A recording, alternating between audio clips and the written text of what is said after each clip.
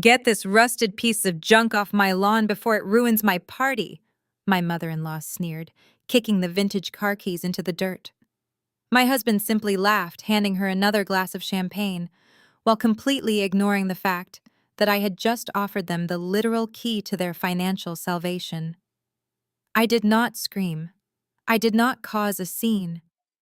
I just smiled, turned around, and let them seal their own miserable fate. By the time the bank called them the very next morning, that rusted piece of junk they publicly mocked had become the only thing standing between them and total bankruptcy.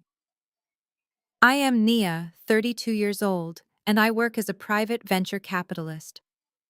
Before I continue this story about how a single vintage vehicle exposed $1 million lie, let me know where you are watching from in the comments below. Hit the like button and subscribe if you have ever had to sit back and watch toxic family members dig their own graves because they were too arrogant to see the truth. The absolute disaster of a weekend began on a bright Saturday afternoon late last month. It was my mother-in-law, Beatrice, and her highly anticipated 60th birthday party. She had demanded a celebration fit for royalty, sparing absolutely no expense. I was driving up the winding, meticulously paved driveway of her sprawling Georgian-style mansion located in one of the most prestigious gated communities in Atlanta. From the outside, the massive estate looked like the ultimate display of generational wealth and untouchable high society. Towering oak trees lined the property, a massive marble fountain bubbled in the center of the circular driveway, and a fleet of shiny luxury vehicles sat parked along the edge of the perfectly manicured lawn. You could hear the soft, elegant melodies of a live string quartet floating through the warm afternoon air, mixing with the clinking of crystal champagne flutes and the loud, boastful laughter of the supposedly elite guests. But I knew the ugly, suffocating truth hiding behind those towering brick walls. I knew that the grand marble fountain was currently broken, and the water was being pumped by a cheap garden hose hidden in the bushes. I knew about the third mortgage Beatrice had secretly taken out just to avoid foreclosure for another 6 months. I knew about the towering mountain of credit card debt that was absolutely choking her bank accounts dry. She had even rented a massive ice sculpture of a swan that she absolutely could not afford. Her entire existence was a fragile, terrifying house of cards built entirely on the desperate need for social validation from country club associates who did not actually care about her at all. My husband Marcus was no better. He was a mid-level branch manager at a local bank, but he walked around the party in a custom Italian suit, acting like he owned the entire financial district.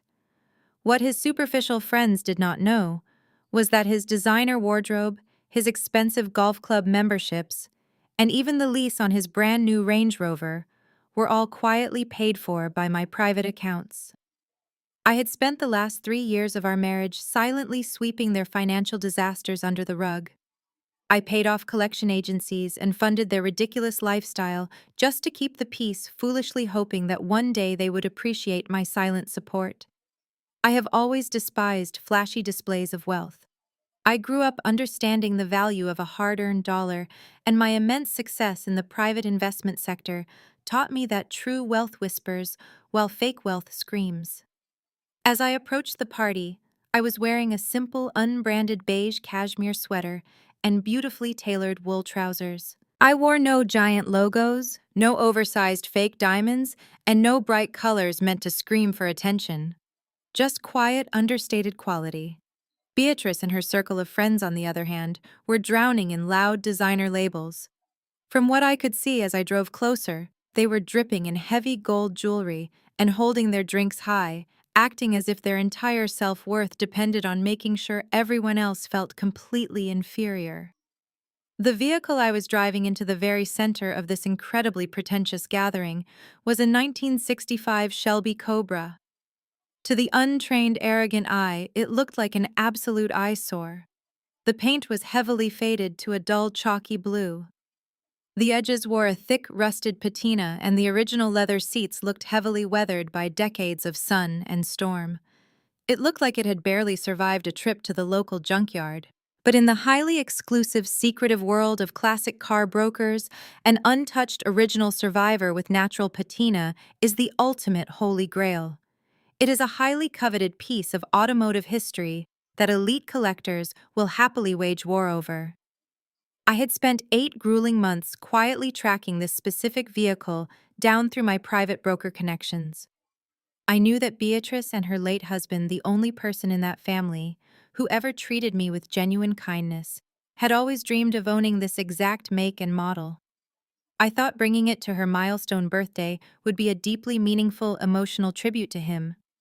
More importantly, I knew its staggering market value could serve as a massive secret financial safety net for the catastrophic debts she was hiding from everyone. As I pulled the vintage car past the extravagant floral archway and stopped right near the main gathering area, the deep, thunderous, rumbling growl of the massive engine completely shattered the elegant atmosphere. It was loud, aggressive, and impossible to ignore. The live string quartet actually stopped playing mid-note. Dozens of wealthy guests immediately lowered their expensive drinks and turned to stare in absolute shock. Women in elaborate silk dresses gasped and covered their mouths while men in sharp suits pointed and whispered rapidly to each other. I turned off the heavy ignition. The sudden silence that fell over the garden was thick and incredibly awkward. I took a deep breath, grabbed the original vintage keys with a delicate silk ribbon tied around them, and opened the heavy, creaking metal door of the Cobra. I stepped out onto the pristine gravel, keeping my posture perfectly straight and my expression completely calm. I could feel the burning weight of 50 judgmental stares locking onto me. Across the lawn, standing near a towering pyramid of imported champagne glasses, Beatrice turned around. Her eyes locked onto the faded, rusted hood of the car, and her face immediately twisted into a mask of pure, unadulterated horror. "What in the world is that monstrosity?" Beatrice demanded, her voice cutting through the sudden silence like a jagged knife. She did not even look at my face. Her eyes remained absolutely glued to the faded hood of the Shelby, her perfectly manicured hands trembling with a mixture of anger and deep embarrassment. I took another calm step forward, holding the vintage keys out toward her. "Happy 60th birthday, Beatrice," I said, keeping my tone warm and entirely respectful, despite the glaring hostility radiating from her tense posture. I know how much Robert loved this specific model. He used to talk about restoring a 1965 Shelby Cobra all the time. "I spent 8 months tracking this exact original survivor down for you. I thought you would appreciate the history and the beautiful memory of him." Beatrice recoiled. She actually took a physical step backward, pulling her expensive silk wrap tightly around her shoulders, as if the silver keys I was holding were covered in a deadly infectious disease. "History," she scoffed, letting out a sharp, breathless laugh that sounded more like a bark. "Nia, this is not history. This is a public health hazard. Are you entirely out of your mind bringing a rusted, dilapidated piece of literal garbage onto my pristine property?" The whispers around us immediately grew louder. A woman in a massive custom hat leaned over to whisper something into her husband's ear, and they both let out a low, mocking chuckle. Beatrice noticed the exchange and her face flushed with fresh humiliation.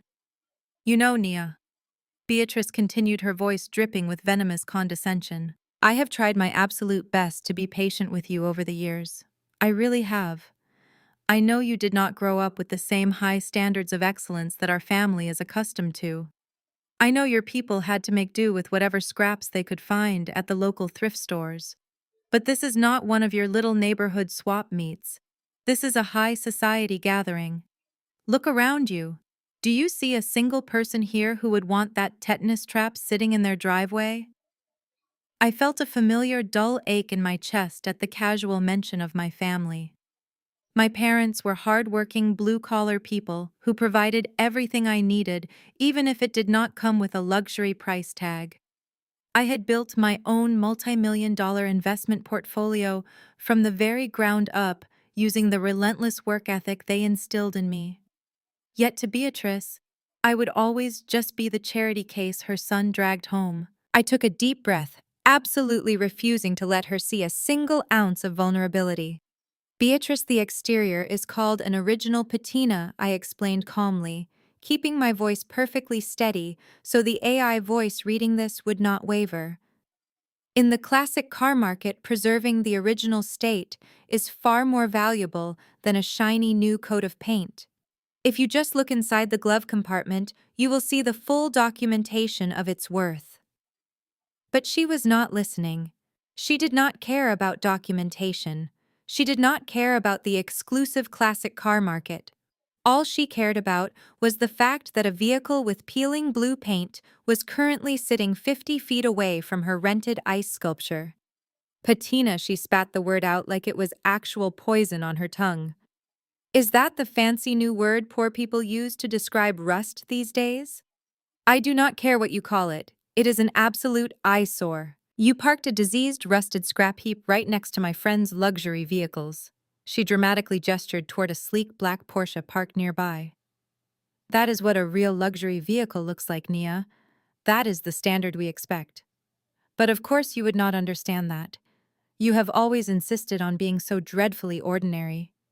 You walk around my gorgeous home in those plain, boring little sweaters, completely refusing to wear a decent designer label, and now you bring this garbage to my doorstep. It is insulting. It is a deliberate, malicious insult to my reputation. I stood my ground, my arms still extended, the vintage keys dangling from the silk ribbon. The sheer blinding ignorance on display was almost comical. The black Porsche she just pointed to was worth maybe $120,000 brand new. The supposedly rusted junk I was trying to hand her was currently valued at $3.5 million. It was worth more than her entire heavily mortgaged estate. It was enough money to completely wipe out the crushing debts keeping her awake at night, pay off her secret third mortgage, and leave her with a massive trust fund for the rest of her life. All she had to do was say thank you. All she had to do was swallow her pride and show a single ounce of grace. But grace was a completely foreign concept to a woman like Beatrice. I told Marcus Beatrice raised her voice even louder, making a grand theatrical spectacle out of her outrage so the entire garden could hear her. I told my son that marrying a woman from your tax bracket would eventually drag our family reputation straight through the mud. I warned him that you simply do not understand our world. And this proves it. You have absolutely no class, Nia. None at all. You thought you could come here to my milestone celebration and present me with a hand-me-down piece of scrap metal like it is some grand prize. I will not accept it, she announced forcefully, slapping her hand against her thigh. I will not allow you to dump your trash on my lawn and call it a gift. I want that abomination gone. I remained perfectly still. The silence from the crowd was heavy and suffocating. I could feel the collective judgment of 50 arrogant strangers washing over me like a tidal wave. Any other woman might have broken down in tears right then and there.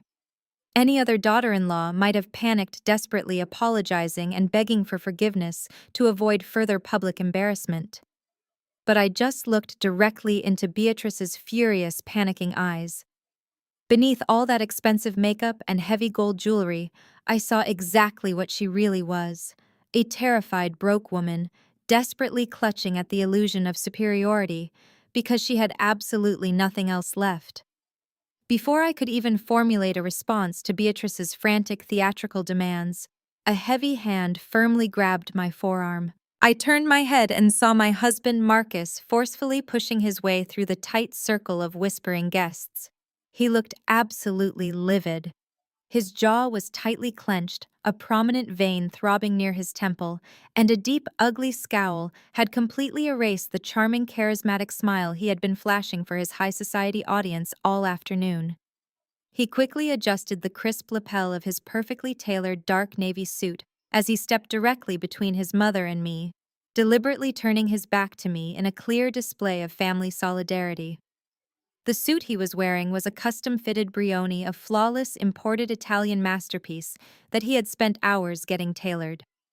It draped over his shoulders perfectly, projecting the exact image of a highly successful, wealthy banking executive. It was a beautiful garment which made perfect sense considering it cost $5,000. I knew the exact price down to the penny because I was the one who had quietly paid the American Express bill for it just 3 weeks prior. Marcus had handed the cashier my premium card without a single ounce of hesitation, claiming it was a necessary business expense for his career. Now he was using that very same suit as armor to stand against the woman who had bought it for him. "Mom, I am so incredibly sorry about this disruption," Marcus said, his voice dripping with an irritating, desperate need for her immediate approval. He reached out and gently patted her shoulder, comforting her, as if she were the victim of a terrible crime. "I specifically told her not to try anything overly ambitious for your gift.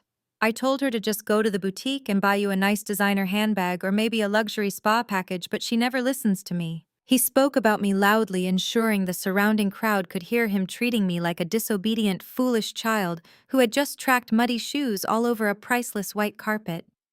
He did not care about the truth. He only cared about saving his fragile face in front of these superficial people. Marcus abruptly spun around to face me, his dark eyes flashing with genuine, unbridled anger. "Give me those right now." He snapped, his voice sharp and authoritative. Before I could even open my mouth to explain the massive fortune sitting in the driveway, he aggressively snatched the vintage silver keys right out of my hand. The sudden, violent force of his movement caused the delicate silk ribbon attached to the keychain to snap in half. He did not even bother to look at the keys.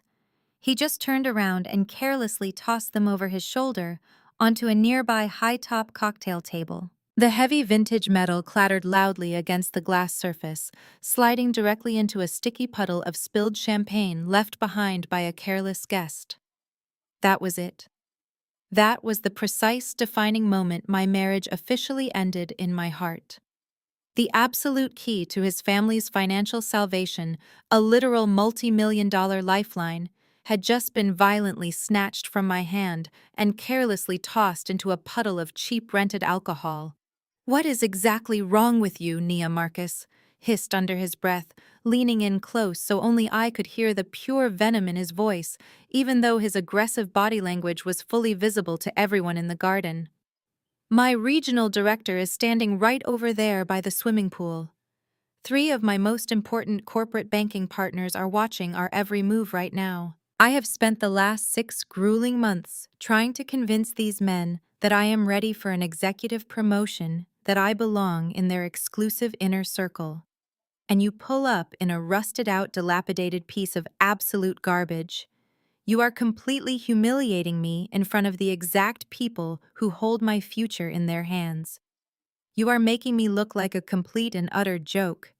I stared calmly at the man I had married 3 years ago, the man I had silently supported, constantly funded, and fiercely protected from his own terrible financial decisions. Looking at him now, I did not see a strong, capable husband. I saw a terrified, incredibly weak little boy. I could practically smell the overwhelming scent of his own deep-rooted insecurity hiding beneath his expensive designer cologne. He genuinely believed that his entire worth as a human being was strictly tied to the fleeting opinions of the superficial executives drinking his mother's champagne. He was completely blinded by his own shallow vanity. He truly thought his custom-tailored suit, his leased luxury SUV, and his polished leather shoes made him a king, completely and willfully ignoring the indisputable fact that I was the one quietly funding his entire royal treasury. The affluent guests standing around us immediately began to relax, now that the supposed man of the house had finally stepped in to handle his embarrassing, uncultured wife. I heard a few quiet, deliberate murmurs of approval ripple through the crowd. Poor Marcus, a woman in a ridiculous feathered hat, whispered loudly enough for me to catch every word. "He works so incredibly hard at the bank. It is a real shame he has to deal with such a severe lack of sophistication at home." Marcus clearly heard the whisper too. And instead of turning around and defending his wife, instead of demanding respect for the woman who shared his bed, he subtly puffed out his chest. He silently, willingly accepted their misplaced pity. He was eagerly soaking up the pathetic role of the long-suffering, highly successful corporate husband shackled to a tasteless, horribly ordinary woman. He chose the comforting lie of the crowd over the hard truth of his marriage. He looked back at me, his eyes cold and entirely dismissive. I want you to go inside the house, find the caterer, and stay hidden in the kitchen until the birthday cake is finally cut. He ordered, his voice laced with an unearned condescending authority. Do not mingle with the guests. Do not talk to my banking colleagues. Just stay completely out of sight until I can call a favor and figure out how to get that hideous scrap metal towed off my mother's front lawn. I looked past him, my eyes briefly resting on the vintage keys sinking into the spilled champagne on the glass table. Then I looked back at Marcus, slowly taking in every single detail of his pathetic, remarkably fragile ego. I did not argue with him. I did not raise my voice or shed a single tear. I simply nodded my head, turned on my heel, and walked away, perfectly content to let him drown in the shallow waters he loved so much. I turned my back on my husband and walked slowly away from the towering, ostentatious floral archway, the crunch of the white gravel beneath my heels feeling unnervingly loud in the tense atmosphere. As I moved toward the edge of the sprawling lawn, the heavy silence that had gripped the party finally began to shatter. Like clockwork, the live jazz band hesitantly picked up their instruments, striking up a lively, upbeat tune in a desperate attempt to restore the illusion of elegance. But the damage was already done. The polished veneer of Beatrice's perfect 60th birthday had been permanently cracked. The dense crowd of wealthy guests immediately began to disperse, actively parting like the Red Sea to ensure they did not accidentally brush against me. I was suddenly radioactive. I could feel the sharp, stinging weight of their collective judgment pressing down on my shoulders. Groups of women in their brightly colored designer dresses huddled closely together near the extravagant champagne tower, shielding their mouths behind manicured hands as they threw pitying, condescending glances in my direction. Did you see the absolute horror on poor Beatrice's face? A woman wearing an absurdly large emerald necklace whispered loudly to her companion as I walked past them. I would absolutely die of embarrassment if my son brought home a woman who thought a rusted piece of metal was an appropriate gift for a high society gathering. The complete lack of self-awareness is just staggering. I did not speed up my pace. I did not hang my head or rush toward the safety of my own vehicle to escape their cruelty. I walked deliberately toward a quiet, shaded corner of the garden near a large oak tree, completely removing myself from the immediate center of the drama. I found an empty wrought iron bench and sat down, smoothing out the fabric of my tailored trousers. From this vantage point, I had a clear, unobstructed view of the entire party. I sat there in complete isolation, watching the chaotic scene unfold with a cold, calculated gaze. I did not feel a single urge to cry. The stinging pain of Marcus's betrayal had quickly evaporated instantly, replaced by a deep, hollow realization. This was not a family. This was a desperate, deeply insecure performance art piece, and I had been the sole invisible sponsor funding the entire production. I watched Beatrice quickly recover her composure, transforming back into the gracious, affluent hostess. She accepted another glass of champagne from a passing waiter and threw her head back in a loud, forced laugh at a joke someone made, desperately trying to prove that the unpleasant interruption had not rattled her. But I noticed the slight tremor in her hands. I saw the dark, frantic shadows of anxiety lingering in her eyes. The bank had already issued 2 final warnings about her secret third mortgage. Her grand generational estate was literally crumbling beneath her high heels, yet she was far more terrified of looking poor than actually being poor. My gaze shifted toward Marcus. He was now standing near the edge of the large, shimmering swimming pool, completely surrounded by his regional banking directors. He had quickly abandoned any pretense of defending his wife.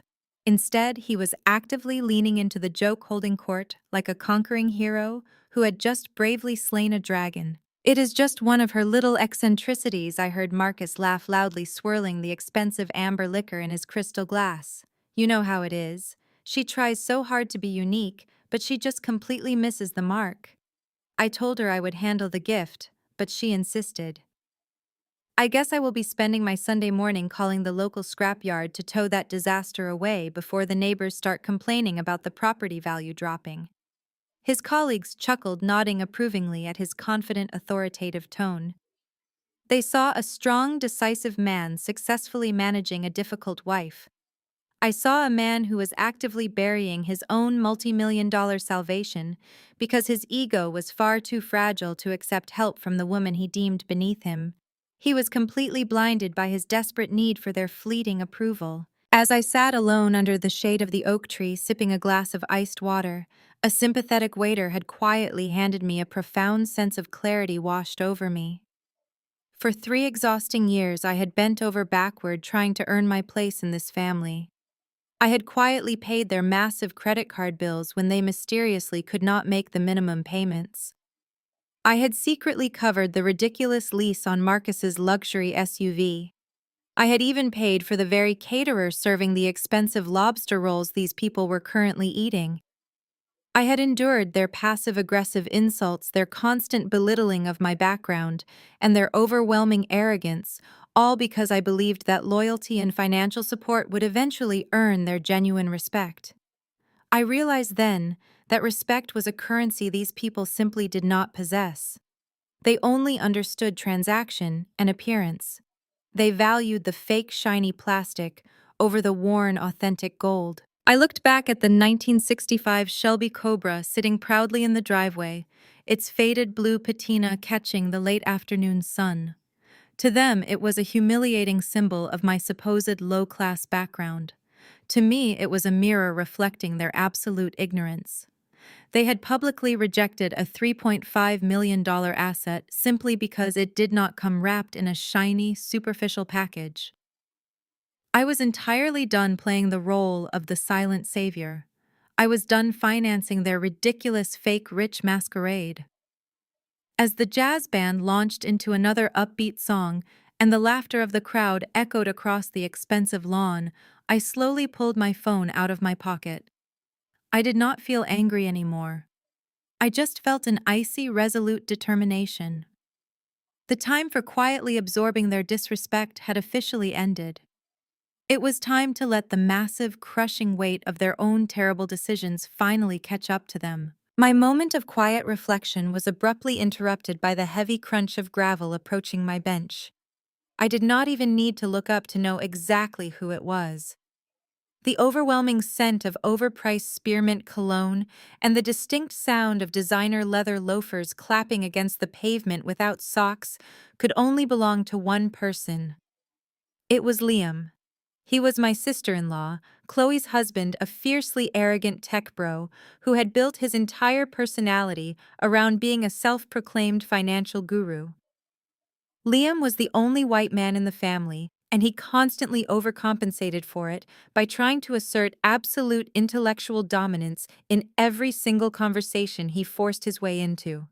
He dropped his tall, lanky frame onto the wrought iron bench right next to me, invading my personal space without a second thought. He was wearing a ridiculously tight navy blue fleece vest over a tailored button-down shirt, the unofficial uniform of men who gave unsolicited financial advice on internet forums.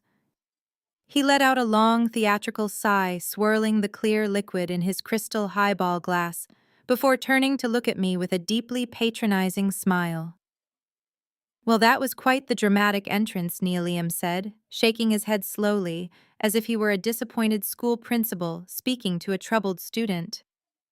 "I have got to be honest with you. Bringing a rusted-out junker to a high-society event is certainly a choice. A very poor choice, but a choice nonetheless." I kept my eyes fixed on the party, refusing to give him the satisfaction of a reaction. "I am just sitting here enjoying the music, Liam," I replied calmly. "You do not need to come over here and pretend to sympathize with me." "Oh, I am not sympathizing with you." He chuckled softly, taking a slow, arrogant sip of his drink. "I am actually trying to help you. See, Marcus told me you have been trying to dabble in investments lately. And as someone who actually understands the market, I feel a moral obligation to stop you from making any more catastrophic financial blunders like that thing parked in the driveway." He leaned back, throwing one arm casually over the back of the iron bench, fully preparing to deliver a lecture he genuinely believed I desperately needed. I almost laughed out loud right in his face. This man was sitting next to a private venture capitalist who personally managed nine-figure portfolios, and he was about to mansplain basic economics to me. Let me give you a quick lesson in Finance 101. Liam continued, tapping his temple knowingly. What you bought out there is what we in the industry call a depreciating liability. It is a massive cash flow killer. Vehicles lose half their value the second they roll off the dealership lot, let alone when they look like they have been sitting at the bottom of a muddy lake for 50 years. You tied up your capital in a dead asset. You have absolutely no liquidity, no yield, and zero utility. It is just bad business, Nia. You are essentially setting fiat currency on fire. I slowly turned my head to look at him. His pale blue eyes were completely devoid of any real intelligence, replaced instead by the hollow confidence of a man who watched far too many podcast clips. You think the 1965 Shelby Cobra is a dead asset? I asked, my voice dangerously soft and even. I think it is a tetanus shot waiting to happen. He laughed loudly at his own terrible joke, completely missing the dangerous edge in my tone. Listen to me carefully. The future is not in physical rust buckets. The future is entirely digital. Decentralized finance, blockchain architecture. That is where the real alpha is. You need to be putting your money into high-yield digital assets. Look at my portfolio, for example. He eagerly pulled out his oversized smartphone, aggressively tapping the screen to pull up a colorful, confusing graph. I just secured a massive position in a new line of premium utility NFTs, Bored Apes, digital real estate in the metaverse. I am talking about an entirely new paradigm of wealth creation. While you are wasting your hard-earned money on peeling blue paint and exposed metal, I am literally building a digital empire that is going to generate passive income for my great-grandchildren. He shoved the bright screen directly into my face. I glanced at the red line actively plummeting toward the absolute bottom of the chart. I knew exactly what Liam was doing. I knew that the cryptocurrency market had taken a massive historical crash just 3 weeks ago. I knew that he had taken out a deeply predatory high-interest personal loan to buy those digital monkey pictures, fully expecting to flip them for a quick profit. And I knew, because I was the one who had quietly reviewed his mortgage application, that Liam was currently drowning in margin calls he could absolutely not afford to pay. He was a rapidly sinking ship, attempting to give sailing lessons to a submarine commander. That looks incredibly volatile, Liam, I said mildly, keeping my expression perfectly blank. Are you entirely sure tying up your family's future in digital cartoons is a safe strategy? Volatility is exactly where the big money is made. Nia, he snapped back instantly, clearly deeply offended that I had dared to question his supreme financial intellect. But I would not expect someone who buys literal garbage to understand the complex nuances of Web3 economics. It takes a certain level of high IQ risk tolerance. You just need to stick to clipping grocery coupons and let the big boys handle the real wealth generation. In fact, if you have a little bit of savings tucked away, you should hand it over to me. I could manage it for you, give you a solid return on investment so you do not blow it on any more scrap metal. I stared at him, genuinely marveling at the sheer audacity of his delusion. He was begging for a bailout while pretending to offer me a massive favor. No, thank you, Liam, I replied simply. I think I will hold on to my assets for now. He stood up abruptly, brushing an invisible speck of dust off his expensive tech vest. He looked down at me with an expression of supreme, unearned pity. Suit yourself. Do yourself a massive favor, though. Call a scrapyard, have them haul that metal coffin away, and take the $500 they give you to buy some Ethereum. You will thank me in 5 years. He gave my shoulder a patronizing, heavy-handed pat before turning around and swaggering back toward the open bar, fully convinced he had just bestowed life-changing wisdom upon a financially illiterate woman. I watched him walk away, feeling absolutely nothing but cold amusement. Liam was desperately trying to project the image of a visionary billionaire, completely unaware that his digital empire was about to crumble into dust. And when it did, I would not lift a single finger to catch him. Liam had barely taken 5 steps toward the open bar when the sharp, aggressive clicking of stiletto heels hammered loudly against the stone walkway. I did not even have to look up to know who was approaching. It was Chloe, my husband's younger sister, and the undisputed golden child of the family. She marched directly toward my quiet bench, with her hands planted firmly on her hips, her face twisted into a deep, dramatic scowl. Chloe was wearing a neon pink cocktail dress that was entirely inappropriate for an afternoon garden party, paired with a massive glittering diamond necklace that looked suspiciously like cubic zirconia. She lived her entire life as if she were constantly auditioning for a reality television show that nobody was watching. She always needed to be the absolute center of attention, and she despised anyone who threatened to pull the spotlight away from her for even a single second. Before I could even offer a polite greeting, Chloe pointed a perfectly manicured bright red fingernail directly at my face. "You need to move that hideous garbage truck of yours right this second," she demanded, her voice loud and shrill enough to turn the heads of several nearby guests. "I am not joking, Nia. I want that rusty metal coffin off the grass before it leaves a permanent oil stain on the driveway." I looked up at her, keeping my posture completely relaxed and leaning back against the wrought iron bench. "I am not parked on the grass, Chloe," I replied softly. "The car is safely parked on the gravel shoulder.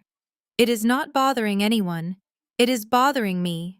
She snapped back, immediately stomping her foot against the stone path like a spoiled toddler. "It is parked directly behind my brand new BMW. If I want to leave this incredibly stressful party, I cannot even back out because your oversized piece of scrap metal is blocking my exit. Do you have any idea how much my car is worth? It is a pristine current year luxury sedan. I will not have my flawless paint job sitting anywhere near that decaying health hazard." I stared at her, genuinely astounded by her sheer, blinding audacity. Chloe paraded around the family, treating that white BMW like it was a solid gold chariot handed down directly from the heavens. She constantly posted heavily edited pictures of the steering wheel logo on her social media accounts, bragging about her extreme success as an independent lifestyle influencer. What she conveniently failed to mention to her thousands of fake online followers was that the car was a base model lease. Furthermore, she had practically begged her brother on her hands and knees to secure the financing because her personal credit score was completely destroyed by unpaid shopping credit cards. I knew this for an absolute fact because Marcus had secretly used my private emergency savings account to pay her $5,000 down payment. I had confronted him about the missing money months ago, and he had sworn to pay me back. He never did. I was literally subsidizing the very luxury vehicle she was currently using to make me feel utterly inferior. "You do not need to leave right now, Chloe," I replied mildly, offering her a calm, totally unbothered smile. "The caterers are just about to bring out the birthday cake. Why do you not go inside and actually enjoy the party your mother threw?" "Do not tell me what to do, Nia," she hissed, taking a threatening step closer to my bench. "You always do this. You always try to ruin every single family event because you are so incredibly jealous of us. You are jealous of my mother's beautiful home. You are jealous of my husband Liam and his financial brilliance, and you are especially jealous of me. You knew I was bringing my new car today, so you purposely showed up in that rusty disaster just to cause a scene and steal my spotlight.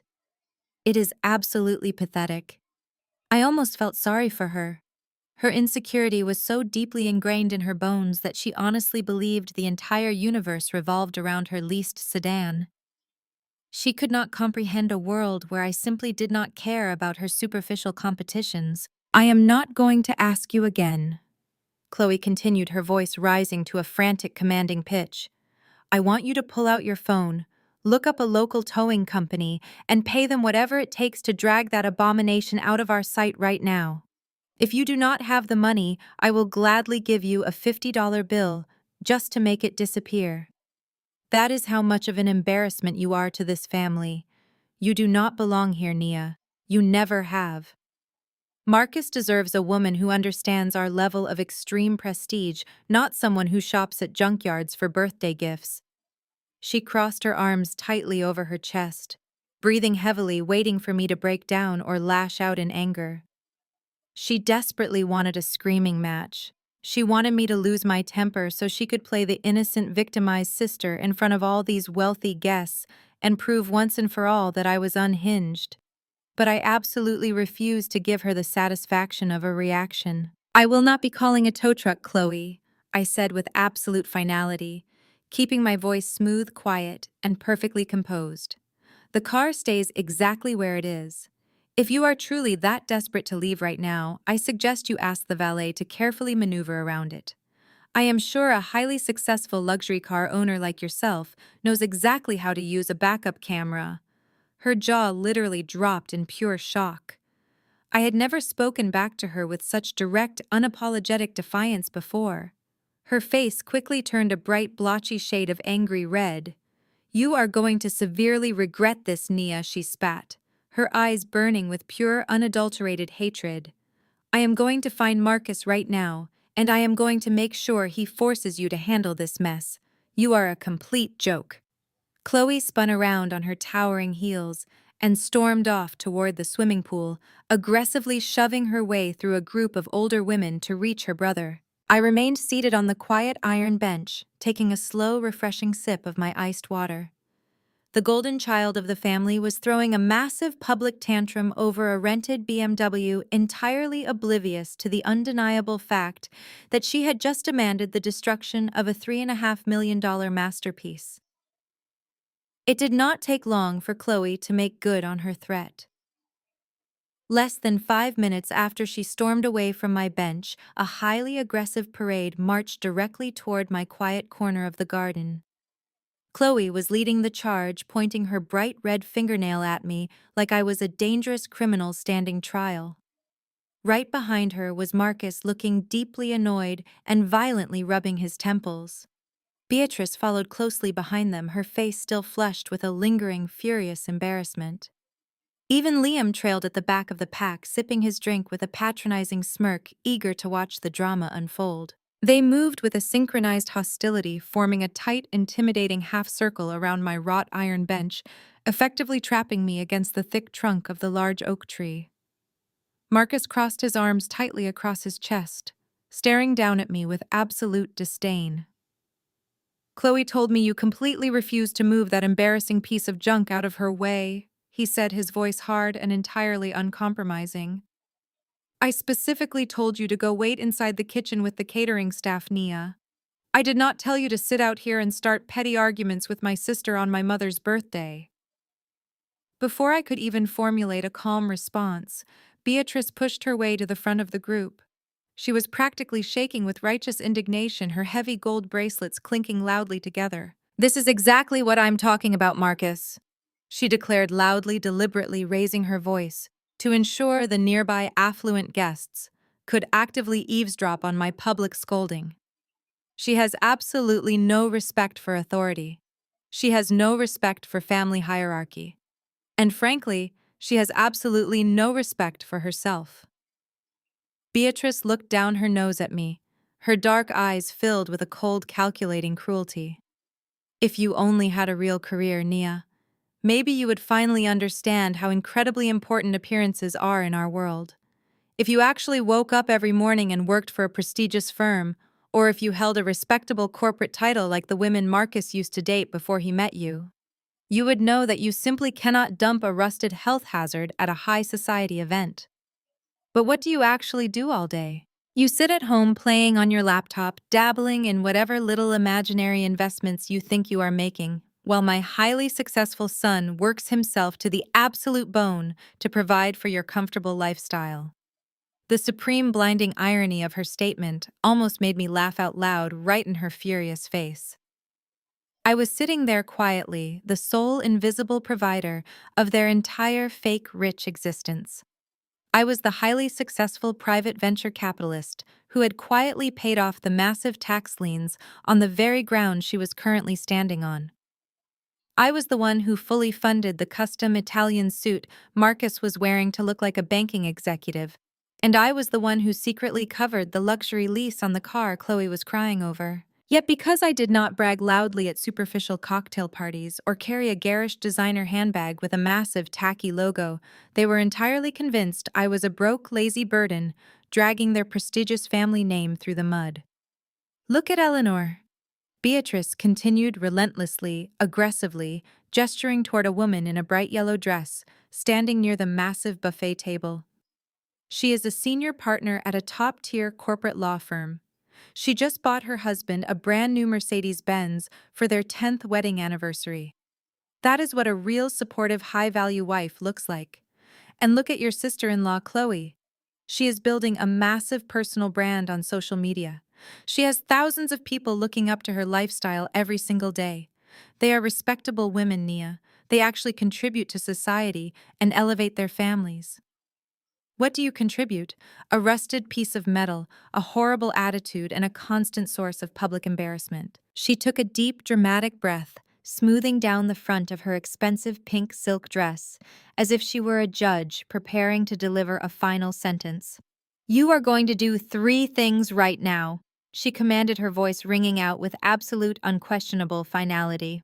First, you are going to call whoever you need to call to drag that disgusting vehicle off my immaculate property immediately. Second, you are going to walk right over to the center of the patio and publicly apologize to me and my guests for completely ruining the elegance of my 60th birthday.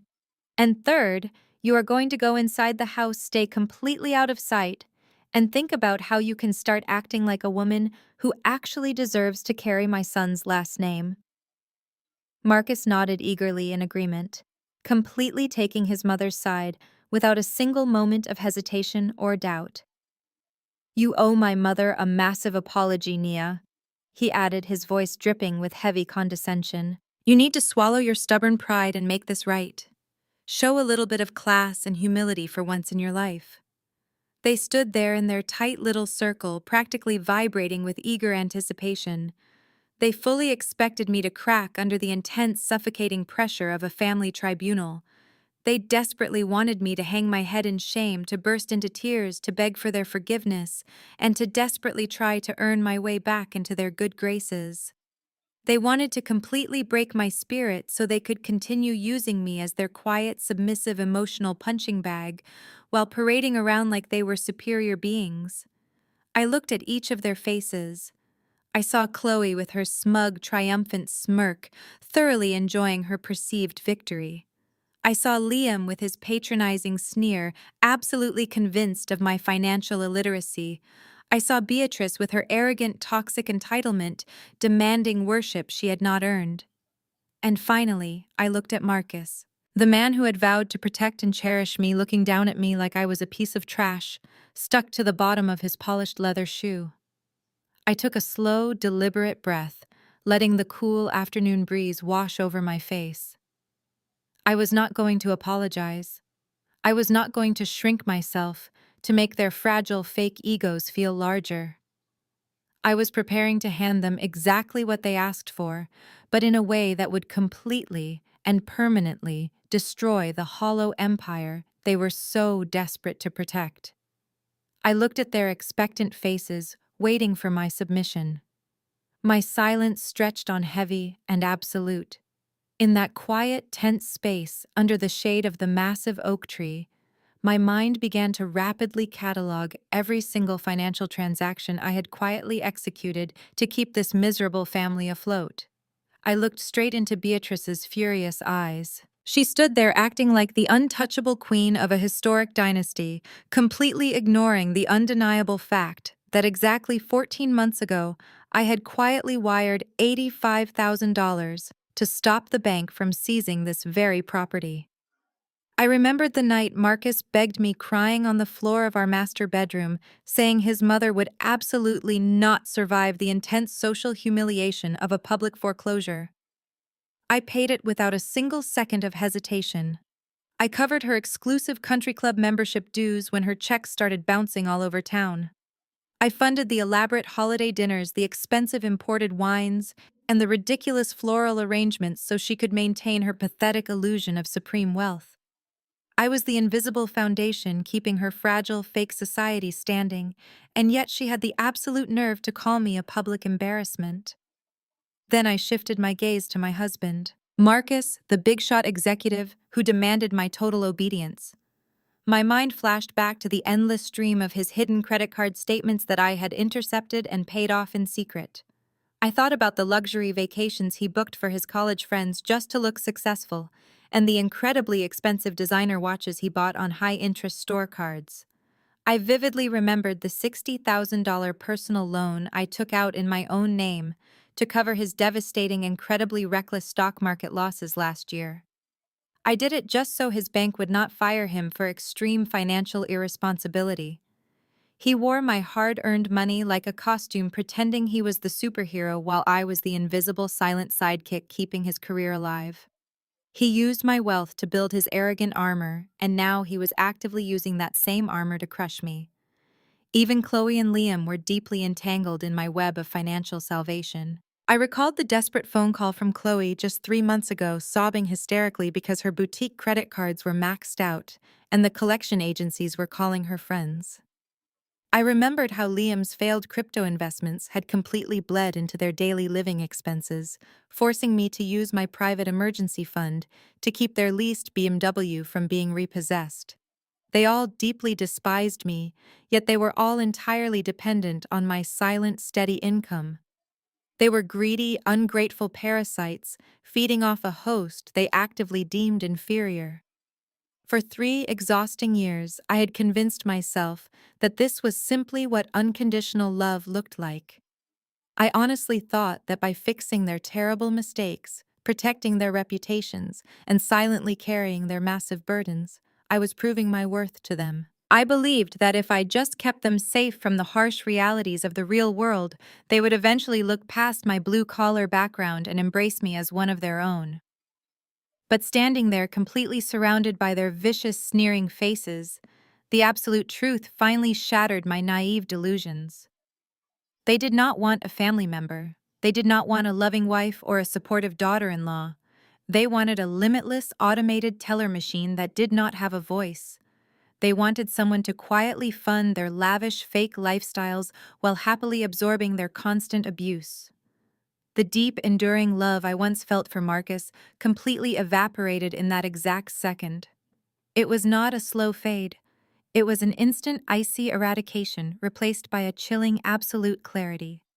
I was a highly successful private venture capitalist. My entire professional career was built on identifying bad investments, restructuring failing assets, and ruthlessly cutting off dead weight to maximize returns. And looking at the 4 of them standing before me demanding my immediate surrender, I realized I was currently holding the absolute worst, most toxic portfolio of my entire life. It was finally time to liquidate. I was entirely done playing the role of the silent savior. If they wanted to pretend they were untouchable billionaires who did not need my help, I was going to let them experience exactly what life looked like without my safety net. A cold, calculated plan began to form rapidly in my mind. Beatrice wanted me to act like a submissive, compliant wife. Marcus wanted me to apologize and instantly get rid of the rusted embarrassment sitting in the driveway. They desperately wanted to feel powerful, righteous, and completely in control of the situation. I decided right then and there to give them exactly what they craved.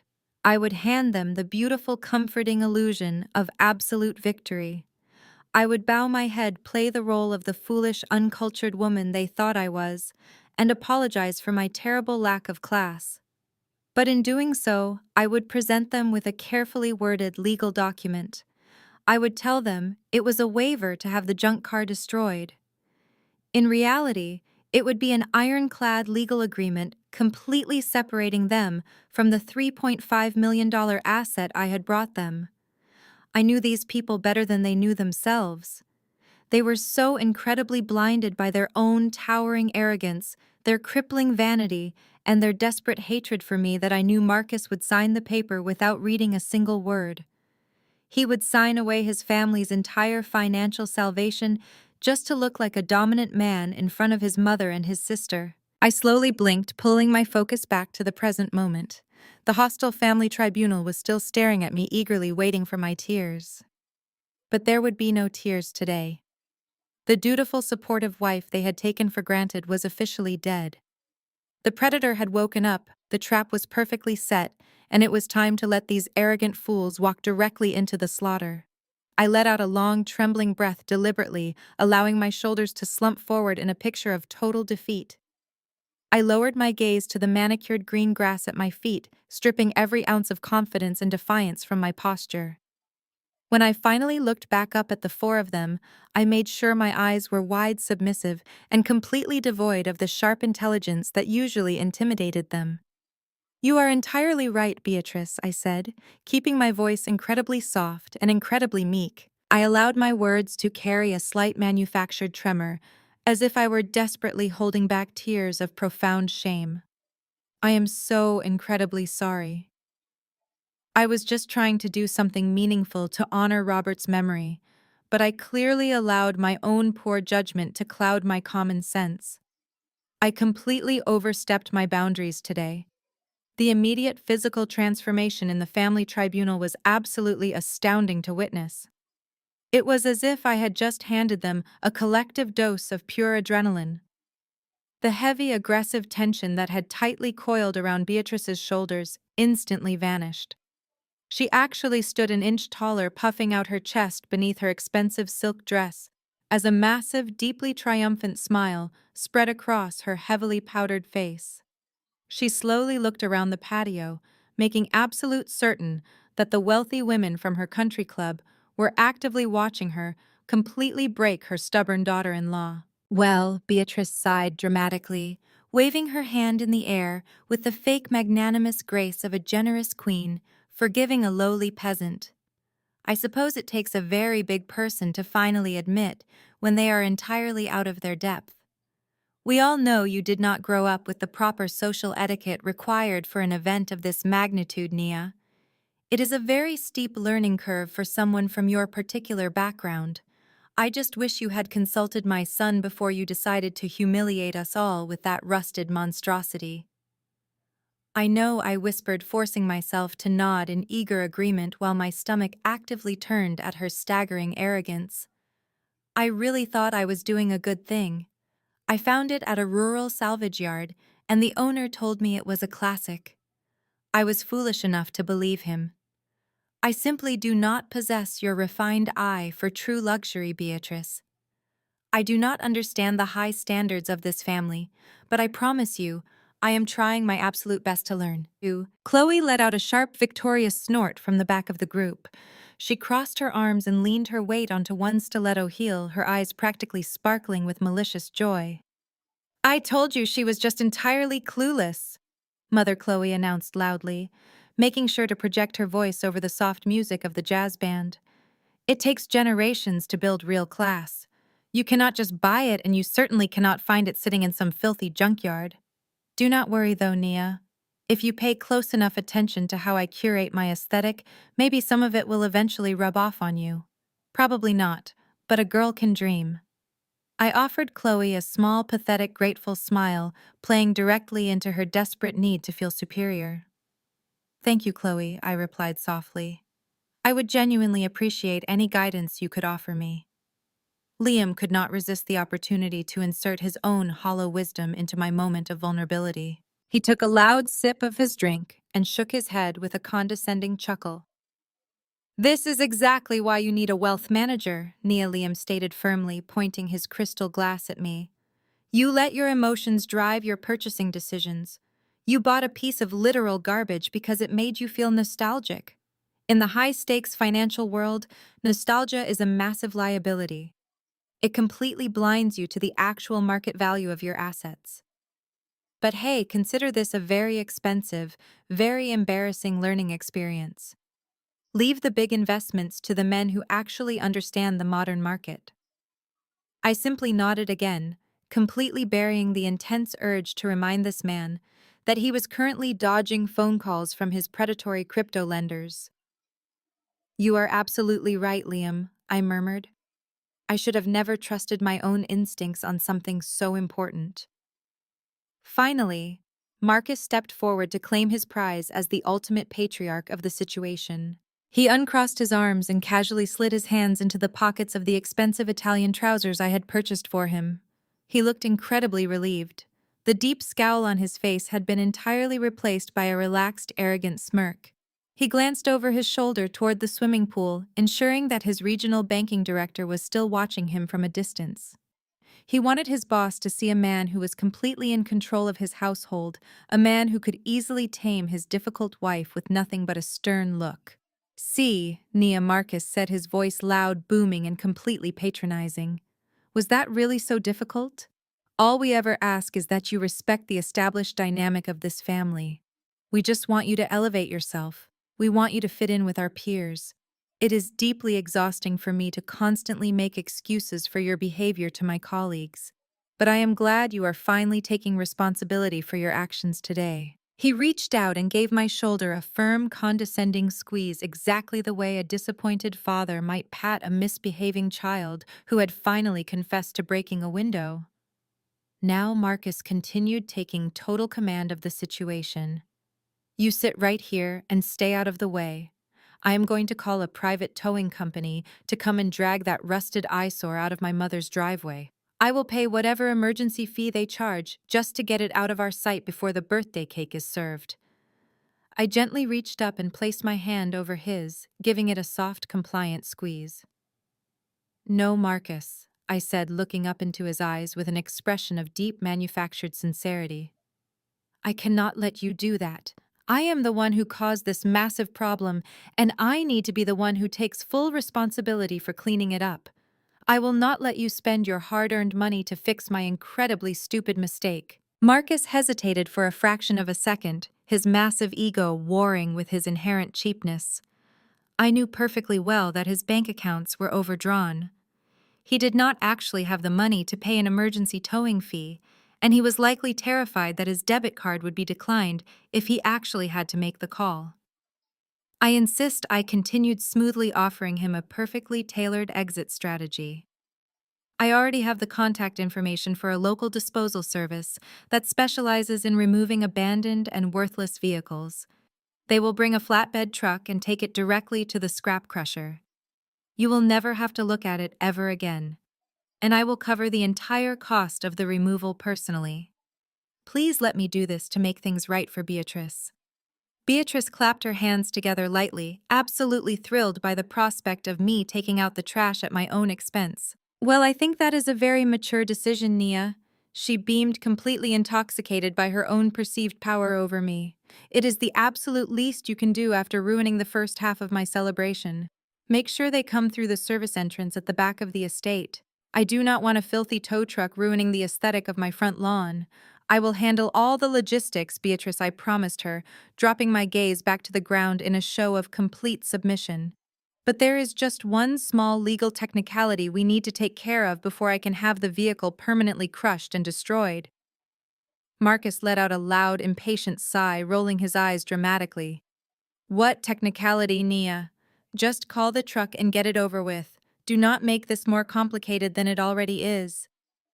I kept my voice remarkably calm and steady as I moved my hand toward the designer leather handbag resting on the iron bench beside me. "Because I brought the vehicle onto Beatrice's private property as a declared gift. The disposal company has a very strict liability policy," I explained, spinning a flawless, highly believable lie. "They absolutely refuse to tow and crush a vehicle from a private estate unless the head of the household signs a standard authorization form. It just protects them from being sued for stealing property. It is completely standard procedure for scrap removal." I slowly unzipped the top compartment of my bag, my heart beating with a cold, steady rhythm. The family tribunal stood before me, completely relaxed, entirely unguarded, and absolutely blindingly arrogant. They had successfully bullied me into submission, or so they thought.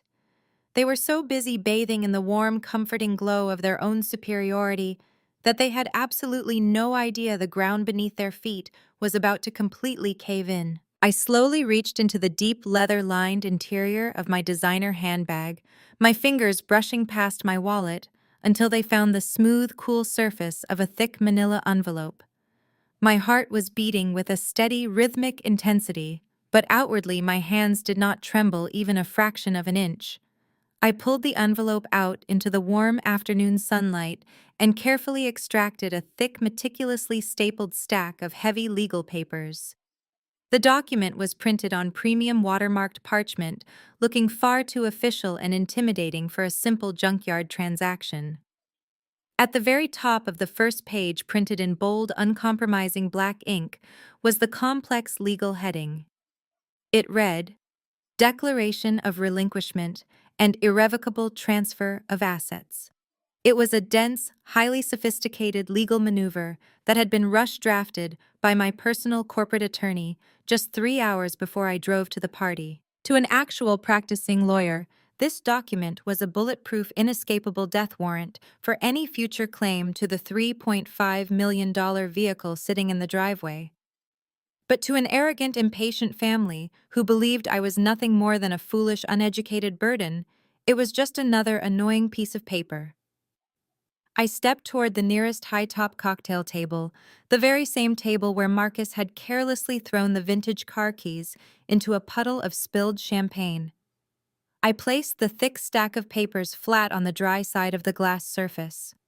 As I did, I deliberately and smoothly placed my left hand over the top quarter of the first page, casually obscuring the highly incriminating title from their immediate view.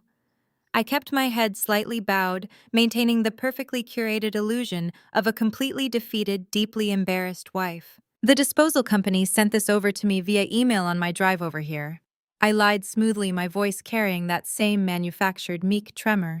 They call it a standard waiver for scrap disposal and liability release. Marcus immediately let out a loud, aggressive sigh, throwing his hands up in the air in pure exasperation. Are you absolutely kidding me right now, Nia? He demanded, glaring down at the thick stack of papers. You cannot even throw away a piece of literal garbage without turning it into a massive, complicated, bureaucratic nightmare. Why is there so much paperwork just to tow a rusted-out bucket of bolts to the local dump? I shrank back slightly, playing perfectly into his desperate need to feel dominant and intimidating. I know. I am so sorry, Marcus, I whispered, looking up at him with wide, apologetic eyes. But because I officially declared the vehicle as a gift and brought it onto Beatrice's private property, the towing company has a very strict liability policy. They absolutely refuse to dispatch a flatbed truck to a private gated estate without the proper authorization. I gestured nervously toward the document beneath my hand. They just need the signature of the primary property owner or the recognized head of the household to verify that the vehicle is completely abandoned, absolutely worthless, and ready to be permanently destroyed. They have been sued by angry family members in the past for hauling away property without permission, so their corporate lawyers make everyone sign this standard release form before they will even send a driver out here. Beatrice let out a sharp, dramatic groan, aggressively fanning herself with a beautifully printed cocktail napkin. "Oh, for heaven's sake, this is utterly ridiculous," she complained loudly, her heavy gold bracelets clinking together in the afternoon sun. "I refuse to let my entire 60th birthday party be held hostage by the legal department of a local junkyard. Marcus, just sign the ridiculous thing so we can finally be done with this awful, humiliating chapter. The caterers are waiting to serve the birthday cake, and I want that hideous metal eyesore off my front lawn before the photographer starts taking family portraits." I gently pushed the stack of papers a few inches closer to Marcus. "I know it is a hassle," I murmured softly, looking directly at my husband. "But since this is your mother's estate, and since you are the man of the house, the company requires your specific authorization. They need your signature to legally classify the vehicle as worthless scrap. Once you sign it, I will call the dispatcher, and the truck will come quietly through the back service entrance to crush it and take it away. You will never have to look at it or think about it ever again." I reached back into my handbag and pulled out a heavy silver Montblanc pen. It was a beautiful, terribly expensive writing instrument that I had personally purchased for Marcus as a promotion gift 2 years ago. I held it out toward him, offering it with a completely subservient posture. I was directly stroking his massive fragile ego, actively weaponizing his own toxic vanity against him. I knew that by calling him the head of the household and asking him to take charge of my supposed mess, I was giving him exactly what he craved most: absolute, unquestionable authority. Chloe leaned over from her spot next to Beatrice, practically vibrating with mean-spirited impatience. Seriously, Nia, leave it to you to bring a literal homework assignment to a high society garden party? Chloe sneered, rolling her eyes so hard I thought they might actually get stuck. You just have to ruin the aesthetic of everything you touch. Just sign the stupid paper, Marcus, so we can go take pictures by the ice sculpture before it completely melts into a puddle. At that exact moment, Liam took a sudden step forward, leaning over the glass cocktail table. He squinted slightly, his pale blue eyes scanning the dense, tightly packed paragraphs of legal text visible below my resting hand. For one brief, terrifying second, my heart skipped a single beat in my chest. If Liam actually stopped talking for 2 minutes and read the text, if his brain managed to process the specific financial terminology outlining the total forfeiture of high-value classic assets, my entire plan would immediately collapse into dust. He would see the words irrevocable trust and asset relinquishment, and the trap would spring wide open before Marcus could step inside. I held my breath, keeping my facial muscles completely relaxed despite the sudden rush of adrenaline flooding my veins. But I had drastically overestimated Liam. He was far too arrogant to actually read something he genuinely believed was beneath his supreme intellect. He glanced at the dense paragraphs for exactly 3 seconds before letting out a loud, dismissive snort and taking another arrogant sip of his highball glass. Typical blue-collar bureaucracy, Liam mocked, shaking his head with a condescending smirk that made my skin actively crawl. They make you sign your entire life away in triplicate just to throw out a rusty bumper and some peeling paint. It is all just standard liability fluff to protect the tow truck driver from getting sued by crazy hoarders. Do not even waste your valuable time reading that garbage, Marcus. Just scribble your name at the bottom so we can get back to drinking champagne and talking about real investments.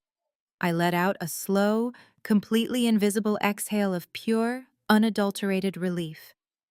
Liam's massive, unearned confidence was the exact final push Marcus needed. Any lingering hesitation Marcus might have had about signing a document he had not read was instantly vaporized by Liam's careless dismissal. Marcus did not want to look like a cautious, hesitant fool in front of the tech bro he was constantly trying to impress. He wanted to look like a decisive, powerful executive who did not have time to read the fine print of a peasant's scrapyard receipt. Marcus grabbed the silver Mont Blanc pen from my outstretched hand with a sharp, aggressive snatch. He did not say thank you. He did not even look at my face. He leaned his weight over the glass cocktail table, his custom-tailored Italian suit stretching tight across his shoulders. He positioned the heavy pen directly over the thick dotted line at the absolute bottom of the final page. I stood completely still, watching the silver tip of the pen hover just a millimeter above the premium paper. This was it. This was the exact razor-thin threshold between their ultimate financial salvation and their absolute undeniable destruction. The 1965 Shelby Cobra sitting in the driveway was the only lifeboat capable of saving Beatrice from her secret foreclosure. It was the only asset massive enough to wipe out Marcus's hidden credit card debts and Liam's catastrophic crypto loans. It was the golden parachute they desperately needed. If Marcus just paused for 10 seconds, if he just moved my hand and read the second clause of the document detailing the transfer of the vintage vehicle to my private holding company, he would instantly realize that he was literally throwing away a $3.5 million winning lottery ticket. He would realize that the rusted metal coffin he had just publicly mocked and despised was the absolute most valuable thing he would ever touch in his entire miserable life. But vanity is a terrifyingly powerful blinder. Marcus did not see a highly complex legal document sitting on the table. He only saw a glorious, highly public opportunity to put his embarrassing wife in her place. He saw a chance to demonstrate his supreme authority to his mother, his sister, and the wealthy guests watching from the patio. I watched his hand tighten around the silver pen, completely ready to sign his family's luxurious fake rich future entirely away. Marcus held the heavy silver pen suspended just a fraction of an inch above the crisp white paper. He did not immediately press the ink to the page. Instead, he paused, clearly sensing that this was a prime opportunity to deliver a grand theatrical lecture to his supposedly defeated wife. He stood up slightly straighter, aggressively puffing out his chest and adjusting the cuffs of his expensive Italian suit to ensure his luxury watch caught the afternoon sunlight. He wanted to make absolutely sure that everyone in our immediate vicinity understood exactly who was in charge of this marriage. "Before I sign this, Nia, I want to make something incredibly clear to you," Marcus announced, his voice booming with a fake, practiced authority that made him sound like a bad actor in a cheap corporate training video. He looked down his nose at me, his dark eyes filled with absolute condescension. "This right here is exactly why I am the head of this household. When a massive crisis happens, when you make a completely reckless, deeply embarrassing mistake, I am the one who has to step in and clean up the mess. That is the heavy burden of leadership." I kept my head bowed, staring at the manicured grass, fully allowing him to bask in the blinding glow of his own staggering delusion. "Yes, Marcus," I whispered softly, making sure my voice sounded appropriately fragile. "I need you to understand that moving forward there will be no more surprises." He continued, aggressively pointing the tip of the silver pen directly at my face. "You will not make any more independent financial decisions. You will not buy any more ridiculous gifts, and you will certainly not bring any more of your low-class blue-collar aesthetics into my mother's pristine environment. From now on, you consult me before you do anything. You ask for my explicit permission. Do you understand me?" "I understand completely, Marcus," I replied, my voice steady but quiet. It took every single ounce of my professional willpower to keep a straight face. He was standing there demanding total financial control over a woman who literally funded his entire existence. He was a man who could barely manage the minimum payments on his shiny credit cards, boldly lecturing a private venture capitalist about responsible decision-making. The sheer intoxicating irony of the moment was almost too much to bear. Liam let out a loud, obnoxious bark of laughter and aggressively clapped his hands together. "That is exactly what I am talking about," Liam cheered, stepping forward to give Marcus a heavy congratulatory slap on the shoulder. "That is how a real alpha male handles his business. You have to establish those firm boundaries, man. You have to let them know who holds the keys to the kingdom. Otherwise, they just run wild and start investing in absolute garbage." Beatrice nodded in deep, profound agreement, a vicious, triumphant smirk firmly planted on her heavily powdered face. She reached out and gently touched her son's arm, looking at him with an expression of pure, unadulterated pride. "You are a good man, Marcus," she purred loudly. "A very strong, very capable man. You are handling this unfortunate embarrassment with the exact grace and authority I raised you to have. Now please, darling, just sign the ridiculous junkyard paper so we can finally get back to celebrating my special day. The string quartet is about to play my favorite song." Marcus absorbed their toxic praise like a dying plant soaking up a heavy rain. His ego was so incredibly inflated at this point that I was genuinely surprised he did not float right off the stone patio. He turned his attention back to the thick stack of legal documents resting on the glass cocktail table. He did not lift the first page. He did not scan the dense, legally binding paragraphs detailing the absolute forfeiture of marital assets. He did not even glance at the bold print that explicitly transferred all rights, titles, and interests of the 1965 Shelby Cobra entirely over to my private holding corporation. He simply slammed his left hand onto the top of the document to hold it steady and pressed the silver nib of the Mont Blanc pen firmly against the dotted line at the bottom of the final page.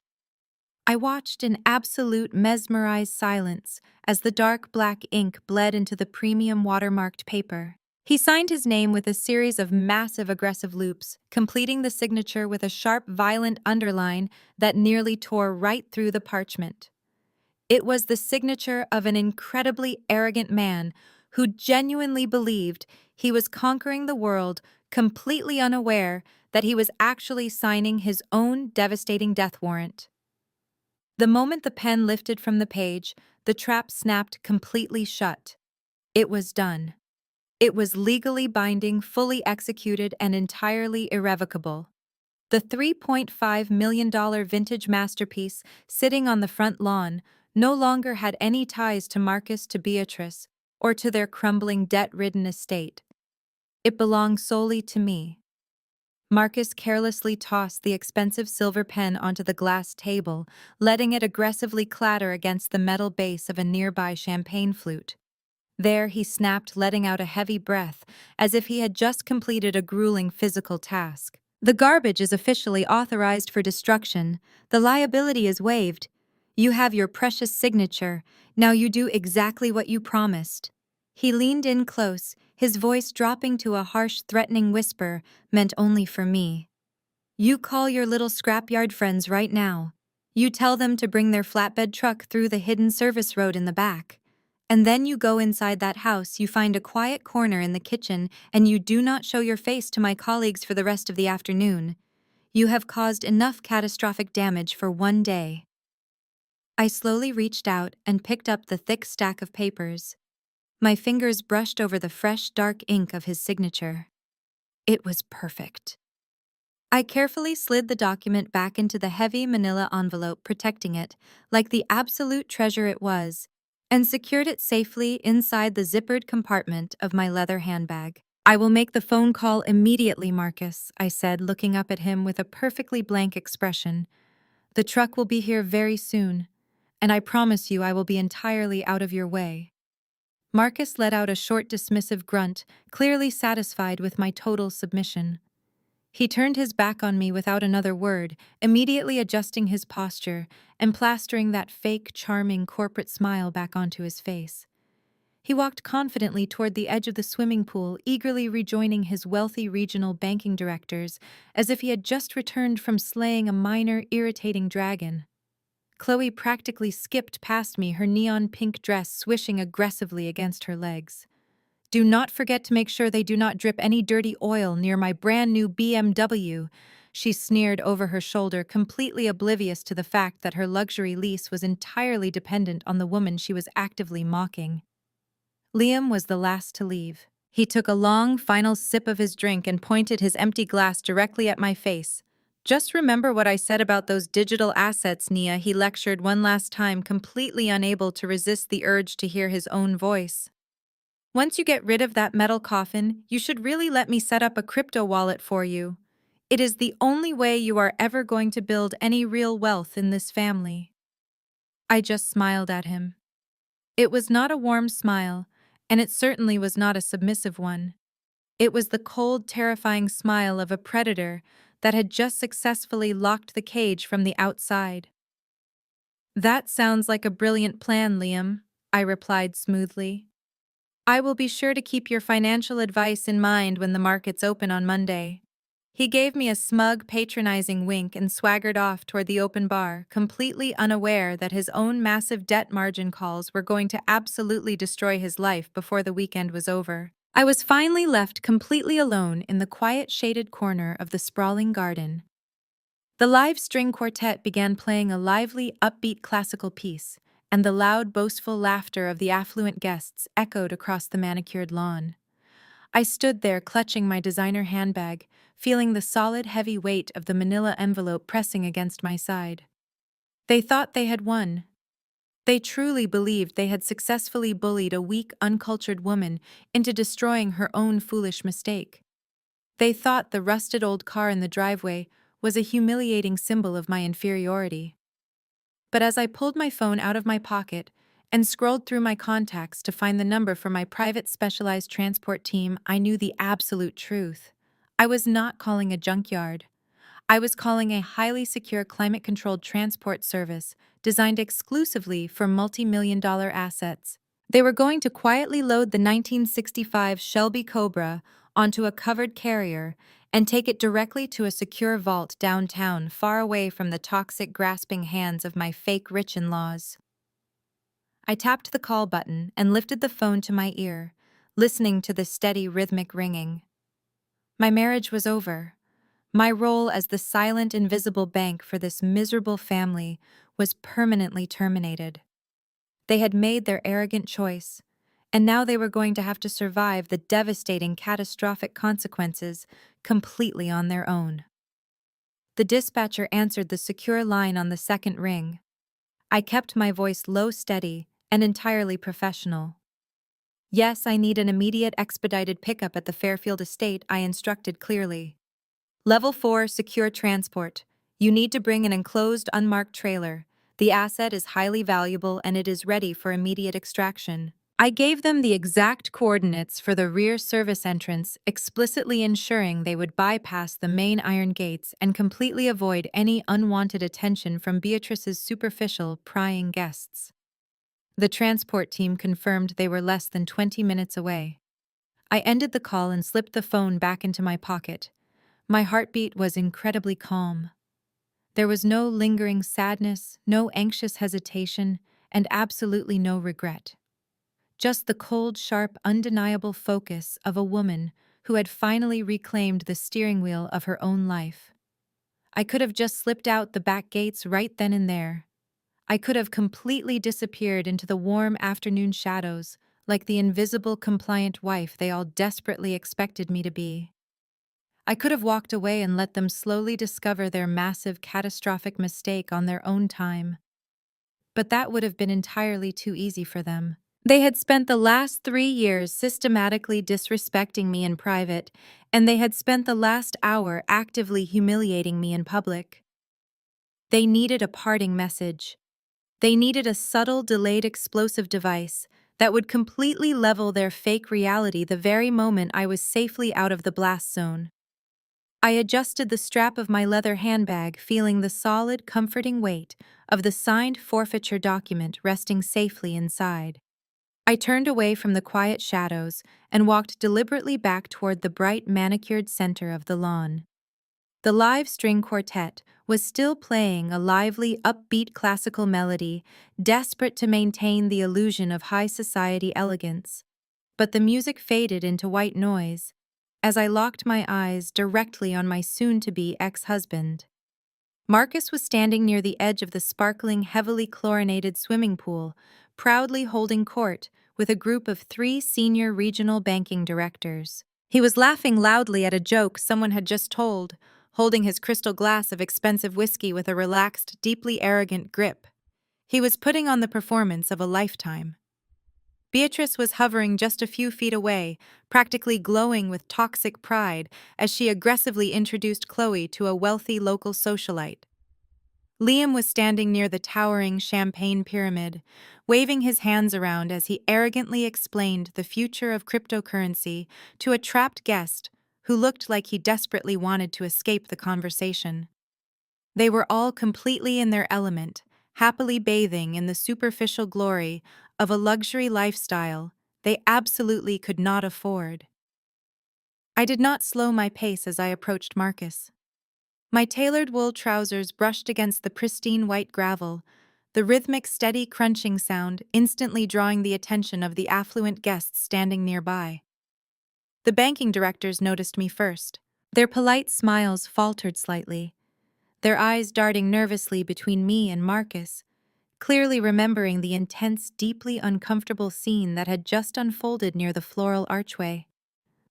Marcus turned around, and his fake, charming corporate smile completely vanished the exact second he saw me walking confidently toward him.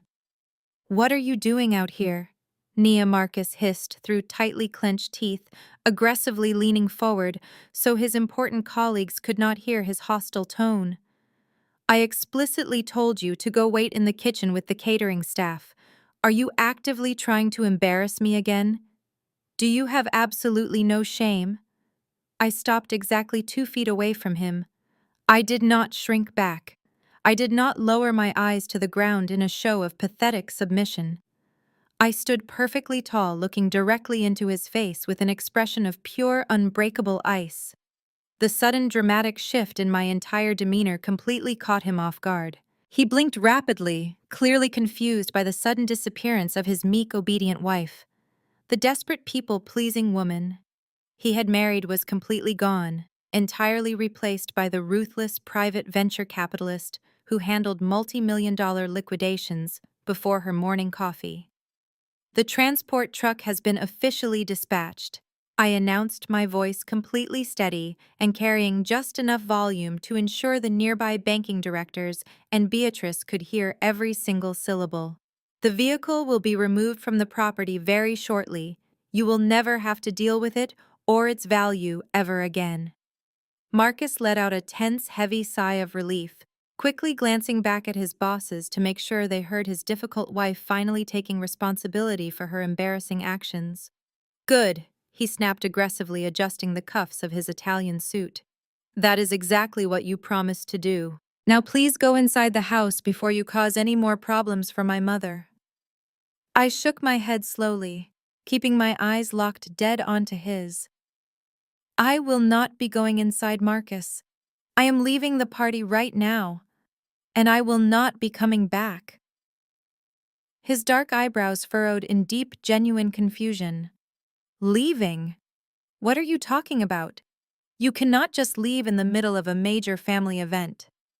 I completely ignored his demanding question, raising my chin and shifting my gaze to address Beatrice, who had quickly rushed over to protect her son, with Chloe trailing right behind her like an eager shadow. Liam had also stopped talking, stepping closer to eavesdrop on the drama. Before I go, I want to leave you all with one final detail, I said, looking directly at my mother-in-law's heavily powdered face.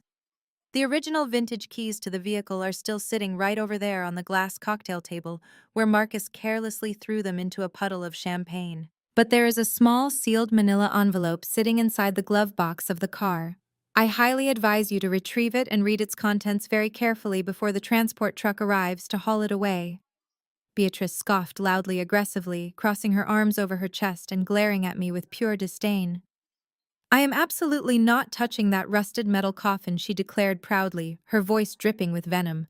Whatever ridiculous, pathetic apology card you left in there can be crushed into a cube right along with it. I do not care what you have to say to me, Nia. I offered her a slow, chilling smile. It reached my eyes, but it held absolutely no warmth. It is not an apology card, Beatrice. It is the absolute, undeniable truth about your financial future. It is the exact cure for the third mortgage you have been desperately hiding from your country club friends. Do whatever you want with it, but you can never say I did not offer you a way out. Beatrice's mouth fell slightly open.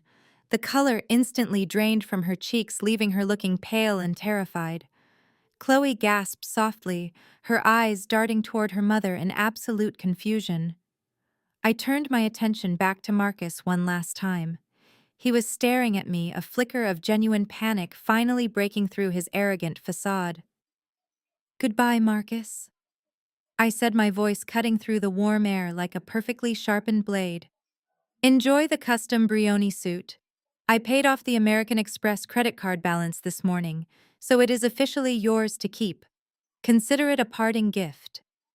The regional directors standing directly behind him exchanged wide-eyed, incredibly uncomfortable glances. One of them actually took a physical step backward. Liam let out a low whistle, completely stunned by the sudden public execution of Marcus's ego. A sudden, heavy, suffocating silence fell over the entire section of the manicured garden. The live jazz band continued to play in the background, but the guests were completely paralyzed. The sheer, unapologetic disrespect of my statement, delivered with such calm, terrifying precision, had completely shattered the illusion of Marcus's wealth and authority. He stood there completely frozen, his jaw clenched so tightly I thought his teeth might shatter. I did not wait for his response. I did not give him the opportunity to scream to defend himself or to try and grab my arm. I simply turned my back on all of them, the heavy fabric of my tailored trousers sweeping elegantly as I pivoted. I began walking down the long, winding, meticulously paved driveway toward the main iron gates. I did not look back. I could feel the burning weight of 50 stunned, silent stares following my every step, but I kept my posture perfectly straight. I walked past the extravagant melting ice sculpture. I walked past the fleet of leased luxury cars. I walked right past the 1965 Shelby Cobra, silently acknowledging the $3.5 million masterpiece that had just bought me my absolute freedom.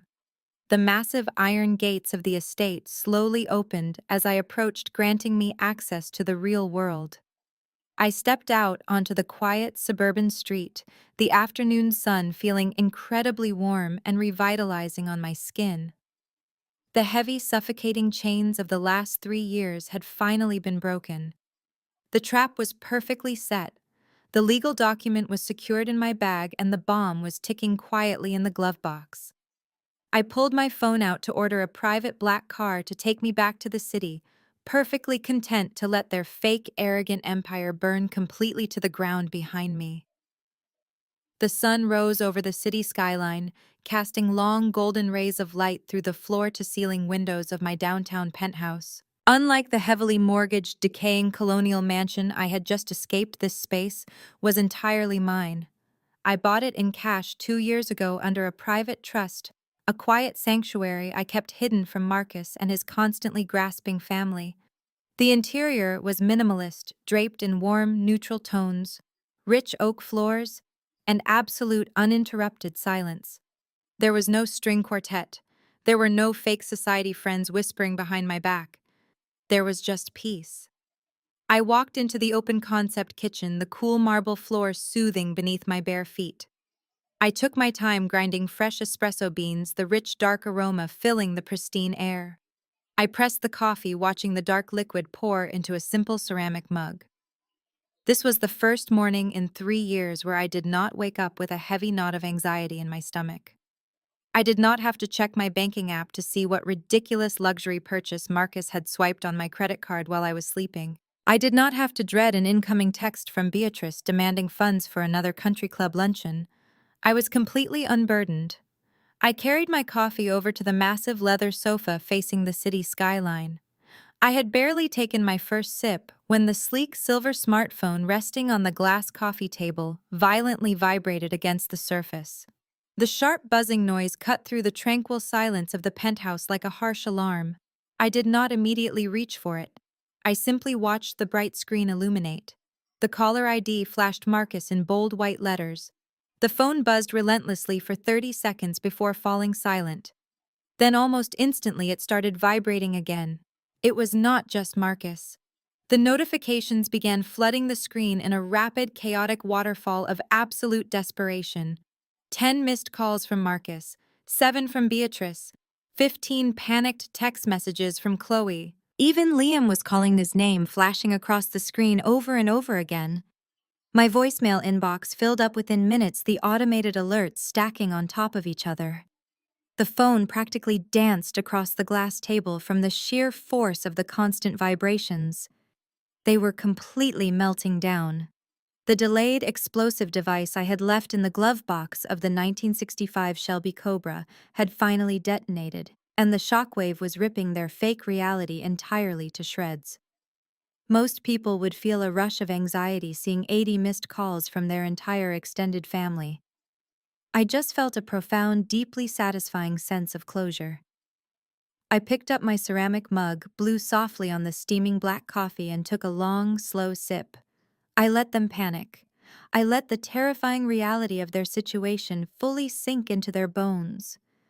I wanted them to experience every single agonizing second of the financial destruction they had arrogantly brought upon themselves. I sat there for a full 45 minutes, watching the sunrise paint the city in brilliant shades of orange and gold, completely ignoring the frantic buzzing of the metal device on the table.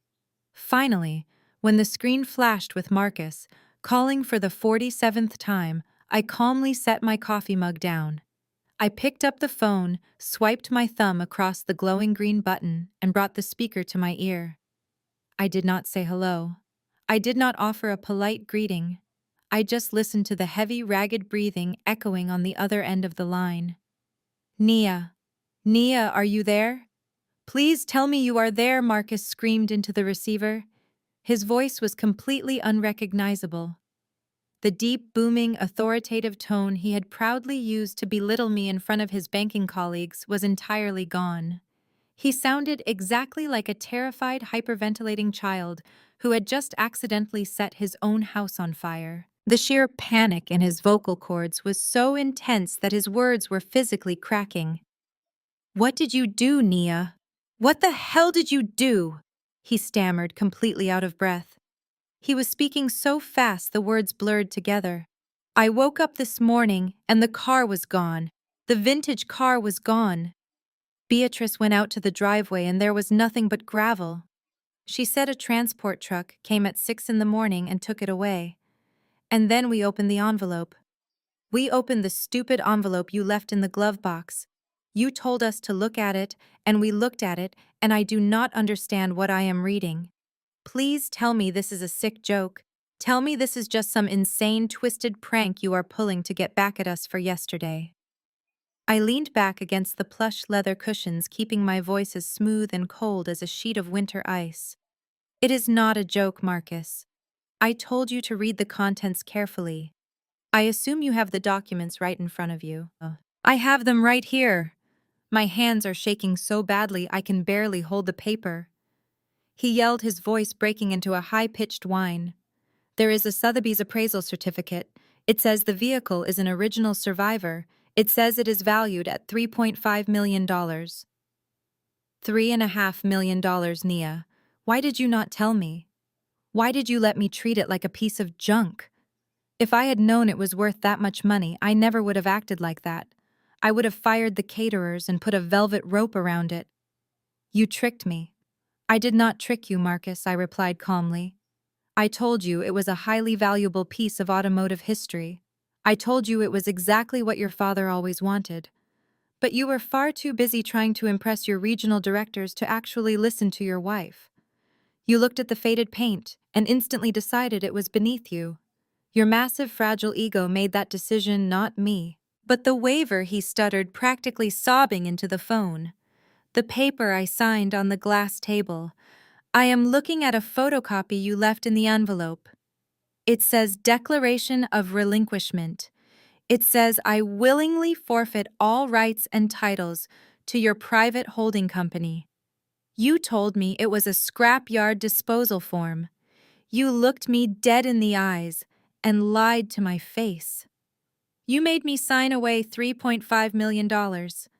That is fraud. That has to be completely illegal. I will call the police. I will call my lawyers and have them rip this entirely to shreds.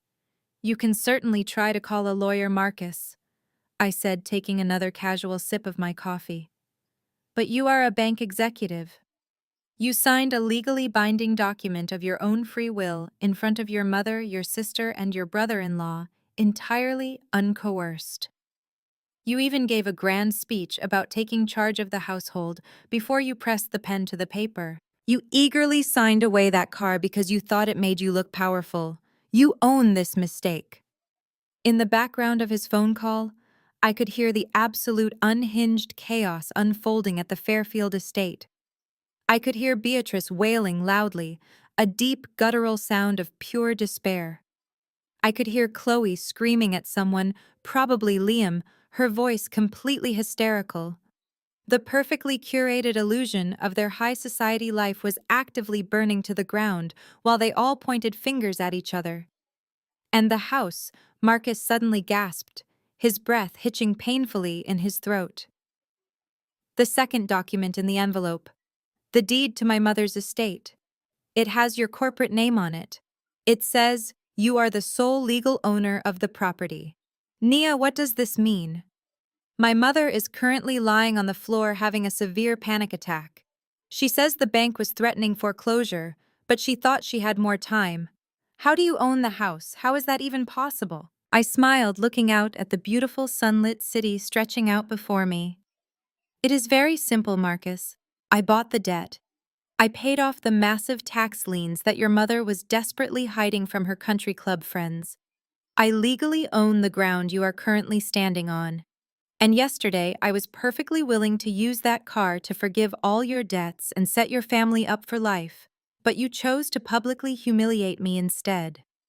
The line went completely dead for a few seconds. I could hear the faint, pathetic sound of Marcus struggling to pull air into his lungs. He was hyperventilating, completely paralyzed by the sheer magnitude of his own catastrophic stupidity. Sitting in my quiet, sunlit penthouse, I took another calm sip of my dark roast coffee. In my mind, I could perfectly picture exactly how the devastating sequence of events had played out at the Fairfield estate just a few hours prior. The trap had not just closed on them, it had completely crushed their arrogant reality. It was exactly 5:45 in the morning. The heavy, low rumble of an oversized diesel engine had violently shaken the custom windows of the colonial mansion, instantly waking everyone inside. Marcus had thrown on his expensive silk robe and marched out onto the front lawn, rubbing his eyes and fully expecting to see a rusty, run-down local tow truck coming to remove the embarrassing garbage he had ordered away. Instead, he walked out into the cool morning mist and found a massive, sleek, unmarked enclosed transport trailer. A team of highly professional uniformed logistics specialists was carefully securing the 1965 Shelby Cobra onto a heavy-duty hydraulic lift. Beatrice had rushed out right behind him, her hair wrapped tightly in a silk bonnet, loudly demanding that the workers hurry up and get the filthy eyesore off her pristine property before the neighbors woke up. But as Marcus watched the thick metal doors of the transport trailer prepare to close, he remembered my final chilling warning. He remembered the cold, terrifying certainty in my voice when I told him to check the glove box before the truck arrived. He aggressively pushed past the transport supervisor, yanked open the creaking metal door of the Shelby, and reached deep into the dark leather compartment. His fingers brushed against a thick premium paper envelope. He grabbed it and pulled it out, completely ignoring the transport workers who were now actively loading his ultimate financial salvation into the dark belly of their secure truck. Marcus carried the sealed manila envelope straight back into the massive, pristine chef's kitchen of the mansion. The cool marble island served as the perfect, unforgiving altar for their impending destruction. Beatrice followed close behind him, shivering in the early morning chill and complaining about the damp grass ruining her expensive slippers. The loud commotion had eventually woken Chloe and Liam, who stumbled down the grand wooden staircase holding their smartphones and groaning about the unreasonable noise. "What is it?" Marcus Beatrice had demanded, clutching her silk robe tightly around her neck and glaring at the envelope. "Just throw it straight in the trash compactor. It is probably just another one of her pathetic, long-winded letters explaining how misunderstood she is. I do not want to hear a single word from that ungrateful woman ever again. Throw it away so I can go back to sleep." But Marcus did not throw it away. A deep, highly unsettling feeling of dread had already taken a firm root in the pit of his stomach. The absolute confidence I had displayed when walking away from the party was haunting him. He tore the top of the thick envelope off his hands, shaking slightly from the leftover adrenaline of our public confrontation. He reached inside and pulled out a neatly folded stack of documents. The very first thing he saw was not a handwritten apology letter. It was a thick, heavy piece of cream-colored cardstock featuring a highly embossed metallic gold seal pressed firmly into the top center of the page.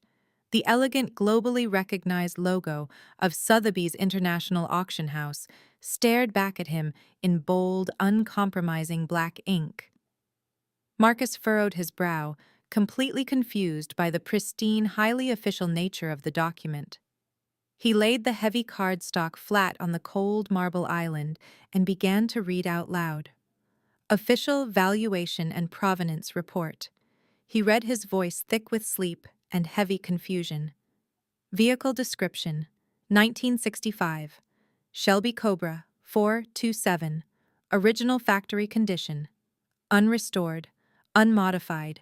Verified matching numbers. Highly coveted natural patina finish." Patina! Chloe scoffed loudly from the kitchen doorway, rolling her eyes as she walked over to pour herself a glass of imported orange juice. "I told you that is just a fancy made-up word poor people use to make their rusted garbage sound expensive and artistic. Why does she have a fake auction certificate for a literal junk car? She is probably trying to scam an insurance company." Marcus did not respond to his sister. He did not even hear her. His eyes had dropped to the very bottom of the page, quickly scanning past the detailed mechanical inspections and the flawless historical ownership records. His gaze locked permanently onto the bold, heavily inked numbers printed directly next to the chief appraiser's official signature. He stopped breathing.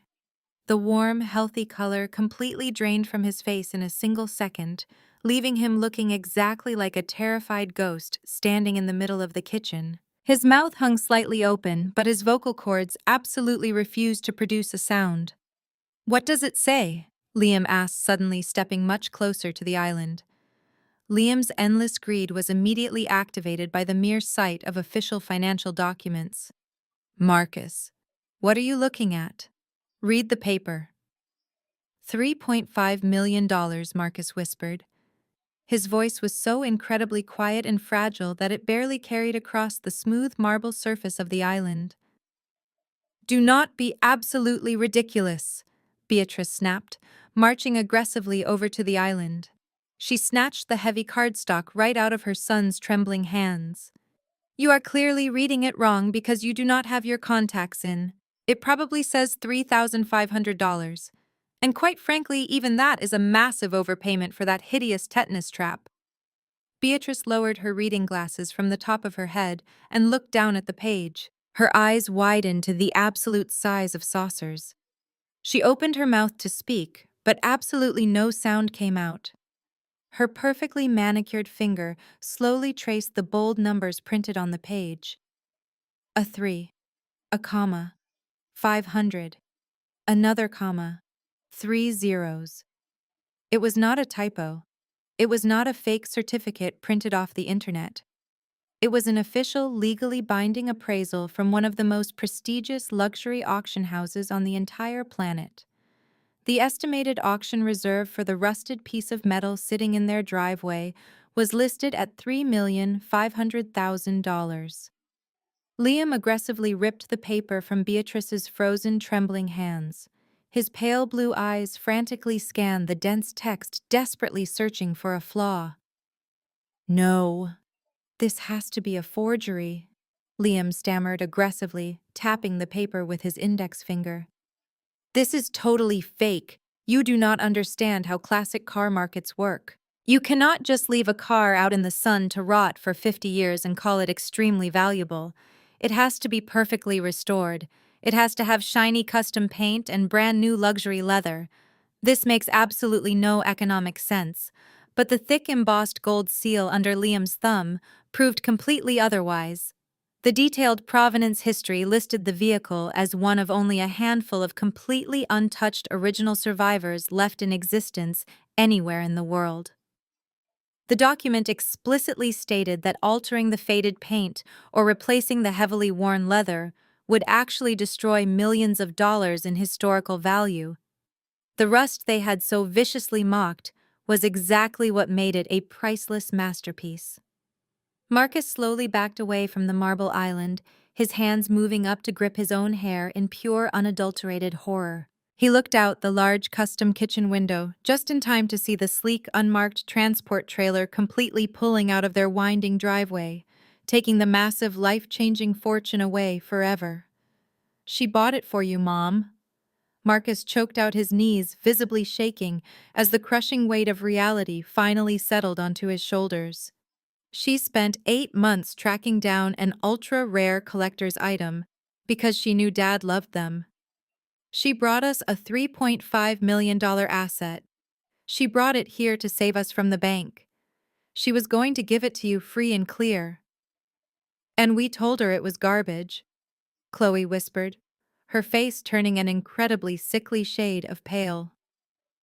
The crystal glass of orange juice slipped right through her numb fingers and shattered loudly against the pristine marble floor, splashing sticky liquid all over her bare feet. "We told her to call a tow truck and get it off the lawn. I told her I would give her a $50 bill to make it disappear." A heavy, suffocating silence descended over the kitchen. The sheer magnitude of their terrible behavior was actively suffocating them. They had spent the entire afternoon mocking a woman who held their complete financial salvation in her hands. They had humiliated her, insulted her background, and aggressively demanded that she destroy a literal fortune just to satisfy their own toxic vanity. And then Liam's eyes slowly widened, as a new, far more terrifying thought successfully entered his arrogant brain. He looked up from the Sotheby's appraisal and stared directly at Marcus. "Wait a minute," Liam gasped, his voice cracking with pure terror. "If she brought it here as a gift, why did she just take it away? Marcus, what exactly was on that legal document she made you sign on the patio yesterday?" Marcus frantically plunged his trembling hand back into the heavy manila envelope. The absolute terror in Liam's voice had completely shattered whatever tiny sliver of hope Marcus still possessed. His fingers scraped against the thick paper inside, pulling out the remaining contents and slapping them aggressively onto the cold marble island. There were two distinct documents left. Marcus reached for the first one. It was not a printed email or a casual letter. It was a dense, highly official legal packet sealed with the dark blue stamp of the county clerk's office. His eyes darted to the top of the page, scanning the bold, intimidating legal text. It was a grant deed. "What is it?" Marcus Beatrice demanded, her voice rising to a panicked, shrill pitch. "Stop staring at it and tell me what it says." Marcus swallowed hard, his throat completely dry. "It is the deed to the house, Mom," he whispered, his eyes frantically scanning the paragraphs. "It is the official property deed for this exact estate, but the bank is no longer listed as the primary lien holder." Beatrice let out a harsh, dismissive scoff, desperately trying to cling to her shattered reality. "Well, of course they are not," she snapped nervously. "I spoke to the loan officer last week. I told him we just needed a small extension to liquidate some assets. They obviously restructured the mortgage. That is standard banking procedure. They did not restructure anything, Mom." Marcus yelled, his voice suddenly breaking into a desperate, agonizing sob. He slammed his fist against the marble island, startling everyone in the room. They foreclosed. The bank completely foreclosed on the property 2 weeks ago. They sold the debt in a private commercial transaction. Beatrice stumbled backward, her hand flying up to clutch her chest, as if she had just been physically struck. "Sold it," she gasped, the remaining color completely draining from her heavily powdered face. "That is impossible. This is my home. This is a generational estate. Who on earth could possibly buy a property this expensive in a private cash sale without us knowing?" Marcus slowly lifted his head and looked directly into his mother's terrified eyes. "Nia," he choked out, the single word hanging in the air like a death sentence. "The holding company listed as the sole proprietor of this estate is registered to Nia. She did not just pay off your late fees, Mom. She bought the entire debt outright. She owns the house. She owns the land. You are not a wealthy homeowner anymore. You are her tenant." Chloe let out a loud, hysterical scream, backing away from the island and bumping violently into the stainless steel refrigerator. "No!" she wailed, her hands pulling frantically at her own hair. "No, that cannot be true. She is just a regular employee. She does not have that kind of money. She wears cheap sweaters. She is nothing. She is a private venture capitalist." Liam suddenly roared, his face turning an angry, blotchy shade of red. He grabbed the heavy marble edge of the island, his knuckles turning completely white. "Do you completely ignorant people have any idea what that actually means? She manages massive institutional wealth. She has been sitting here this entire time quietly holding all the cards while you paraded around like arrogant royalty." Liam aggressively pushed Marcus aside and grabbed the final piece of paper resting on the counter.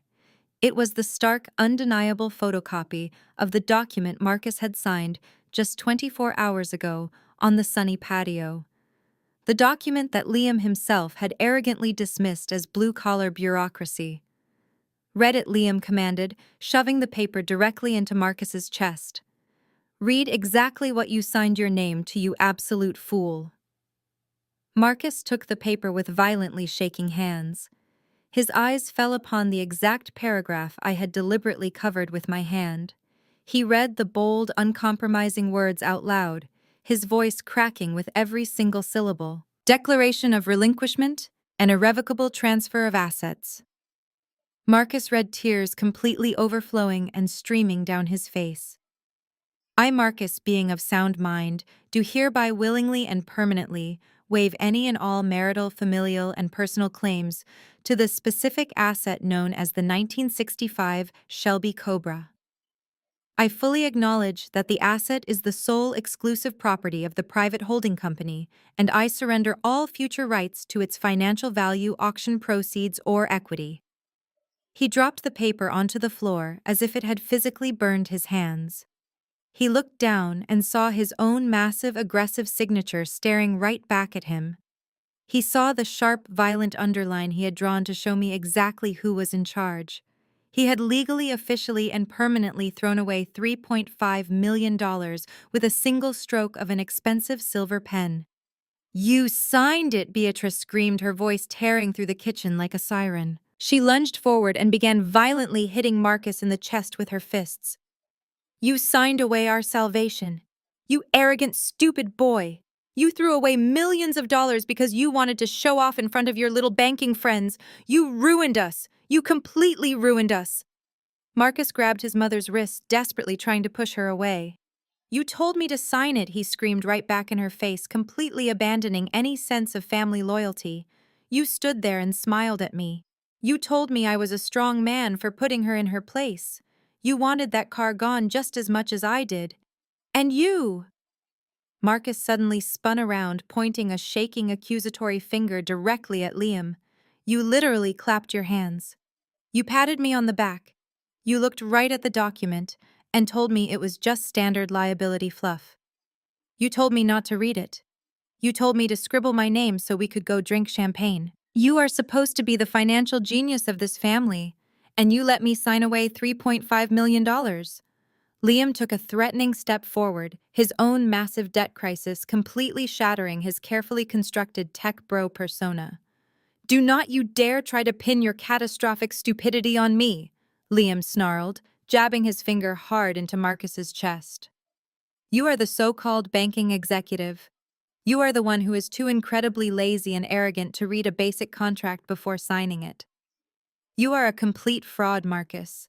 You are a broke, pathetic fraud wearing an Italian suit your wife bought for you."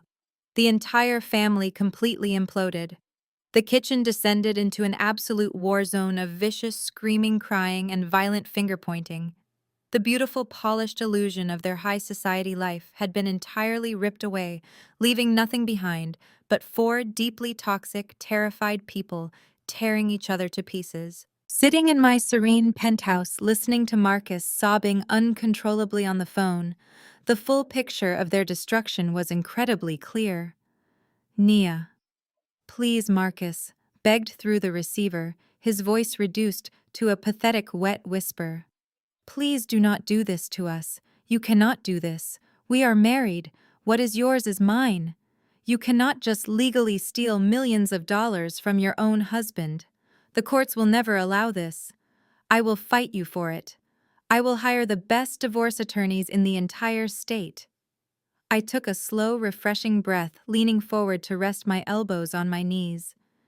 "You have absolutely no money to hire an attorney, Marcus," I reminded him, my voice completely devoid of any sympathy. "Your credit cards are maxed out. Your bank accounts are severely overdrawn. The only reason your debit card worked at the grocery store last week is because I quietly transferred $2,000 into your checking account." I paused, letting the cold, hard reality of his financial situation completely wash over him. "And as for the courts, the asset was purchased using funds from an LLC that I established long before I ever made the tragic mistake of marrying you.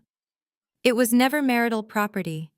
The waiver you eagerly signed simply confirmed your explicit refusal to accept it as a donated gift. You literally rejected a winning lottery ticket because you thought the paper it was printed on looked too cheap." But my mother, Marcus, cried desperately, trying to pivot to emotional manipulation. "Nia, you cannot just take my mother's home. She is a 60-year-old woman. She will have nowhere to go. She will be completely ruined in this town. Please, I am begging you on my hands and knees. Keep the car, take the millions of dollars and walk away, but leave the house. Give the deed back to her."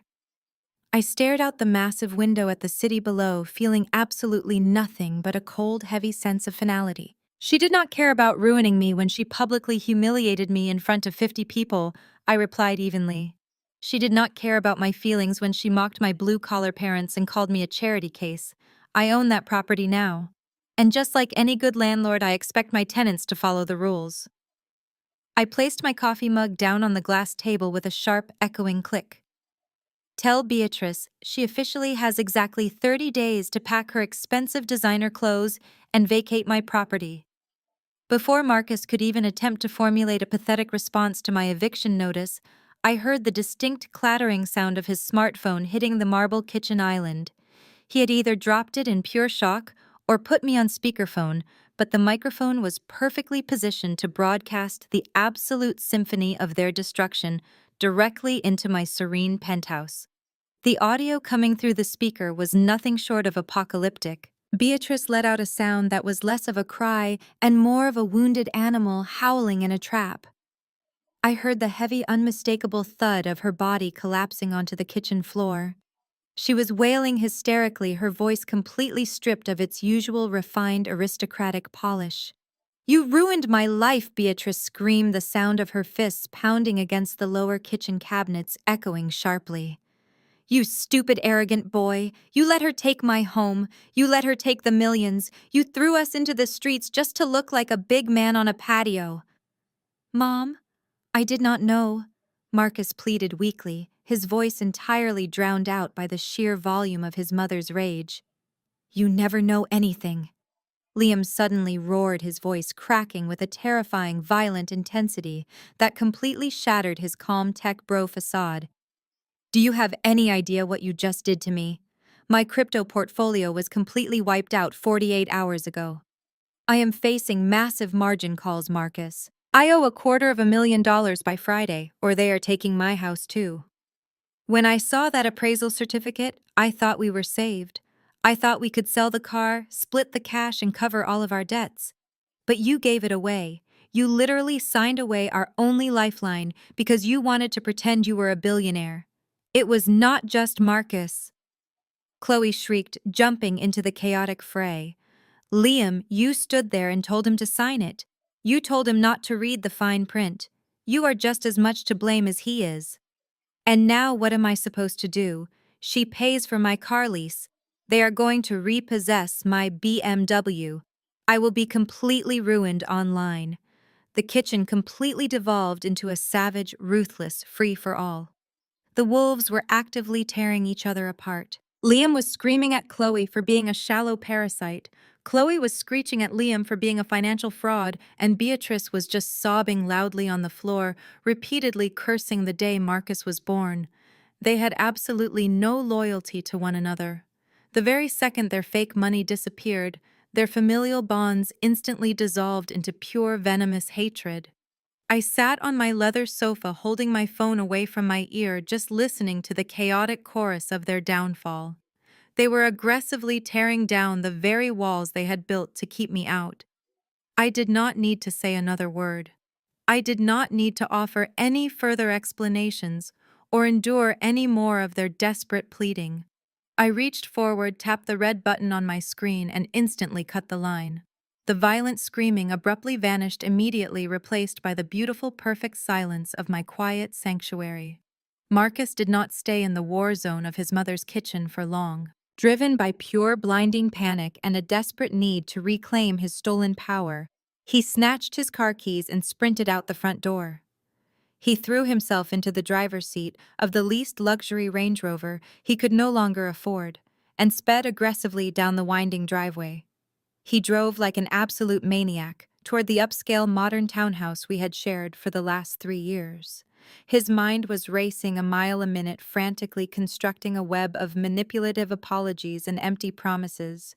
He genuinely believed he could just walk through the front door, turn on his practiced corporate charm, and convince me to tear up the legal documents. He thought he could pull me back under his control by reminding me of our wedding vows and playing the role of the desperate, heartbroken husband. He aggressively wove through the heavy morning city traffic, gripping the leather steering wheel so tightly his knuckles turned completely white. He completely ignored the speed limits and ran 2 red lights, his breathing heavy and ragged. In his arrogant, delusional mind, this was just a temporary setback. He was absolutely certain I was sitting at home crying on the sofa and regretting my harsh actions, just waiting for him to come back and validate my existence. But when Marcus finally swerved onto our quiet tree-lined street and aggressively parked the SUV half on the curb, the confident, manipulative speech he had been rehearsing completely died in his throat. He stepped out of the vehicle and stared at the wide, covered front porch of the townhouse. It was completely covered in massive, heavy-duty black garbage bags. There were dozens of them piled haphazardly against the pristine mahogany front door. Marcus sprinted up the concrete walkway, his heart hammering violently against his ribs. He grabbed the top of the nearest plastic bag and violently tore it open. The dark plastic ripped apart, spilling the contents directly onto the porch. It was his custom-tailored Italian suits. The $5,000 Brioni jacket he had worn to the garden party was crumpled into a ball, shoved thoughtlessly next to a pair of expensive leather loafers and a pile of designer silk ties. He frantically tore open a second bag. It was completely stuffed with his premium golf clothing, his expensive cologne bottles, and his imported luxury watches. Every single item he used to project his fake high society image had been unceremoniously dumped outside like literal household trash. He lunged for the front door, aggressively twisting the heavy brass handle. It was completely locked. He pulled his house key from his pocket and shoved it into the deadbolt, twisting it violently, but the metal key absolutely refused to turn. I had hired an emergency locksmith to change every single lock on the property the exact moment I left the birthday party the previous afternoon. He was entirely locked out of the house I had paid for, surrounded by the physical ruins of his pathetic, shallow vanity. The heavy mahogany door suddenly swung open inward, completely startling him. I stood in the doorway, dressed in comfortable, unbranded loungewear, holding a thick, organized stack of printed papers. I looked down at him as he scrambled to his feet, his expensive Italian suit now wrinkled and covered in the dust from the porch. "Nia, thank God," Marcus gasped, reaching out toward me with shaking hands. "Please let me inside. We need to talk about this. You are making a massive mistake. My mother is having a complete breakdown and Liam is threatening to sue me." I took a deliberate step back, keeping myself safely out of his desperate reach. "There is absolutely nothing left to talk about, Marcus," I said, my voice as cold and hard as polished steel, "and you do not live here anymore." "What are you talking about?" he pleaded, his eyes darting frantically to the black garbage bags surrounding his feet. "This is my house too. I am your husband. You cannot just throw me out on the street." "I absolutely can," I replied smoothly, "because your name is nowhere on the deed. Just like your name is nowhere on the private bank accounts that have been keeping your pathetic fake reality alive for the past 36 months. I lifted the thick stack of papers and aggressively threw them directly at his chest. The heavy packet burst open upon impact, scattering dozens of highlighted financial statements, credit card bills, and loan payoff receipts all over the porch. "Read them," I commanded, watching the white papers flutter down around his expensive leather loafers. "Read the receipts for your luxury SUV lease. Read the payoff statements for the $60,000 stock market debt I quietly erased to save your banking career. Look at the thousands of dollars in country club dues I paid so your mother could pretend she was royalty. You have been living on my charity since the day we got married. You are a complete financial parasite, Marcus, and the host body is officially cutting you off." He stared down at the scattered papers, his chest heaving as the absolute reality of his utter worthlessness finally washed over him. The undeniable proof of his total dependence was literally covering the ground beneath his feet. He could not blame Liam or Beatrice for this. The terrifying truth of his own profound failure was staring right back at him. Before he could even attempt to formulate another pathetic excuse, I pulled a single crisp manila folder from behind my back and held it out to him. He took it with trembling fingers, opening the cover slowly. "Those are the divorce papers," I stated with absolute finality. "They are already signed and notarized by my attorney. I am not asking for a single dime of spousal support, which is incredibly generous, considering you have absolutely zero assets to your name. You signed the prenuptial agreement 3 years ago, thinking you were protecting your future banking millions from me." As it turns out, it perfectly protected my private wealth from you. He looked up at me, hot tears of pure humiliation finally spilling over his eyelashes. Nia, please, he whimpered, his spirit completely broken. Sign them, file them, and never attempt to contact me again, I said, my voice completely devoid of any emotion. I suggest you pick up those garbage bags and figure out where you are sleeping tonight. And you might want to call a cab. You do not have the money in your checking account to cover the gas for that leased SUV. I stepped backward into the quiet, serene entryway of my home and pulled the heavy mahogany door shut. The deadbolt clicked into place with a sharp, echoing snap, permanently locking him outside in the cold reality he had built for himself. Exactly 30 days after I locked the front door of my townhouse, the local sheriff arrived at the Fairfield estate to officially execute the eviction notice.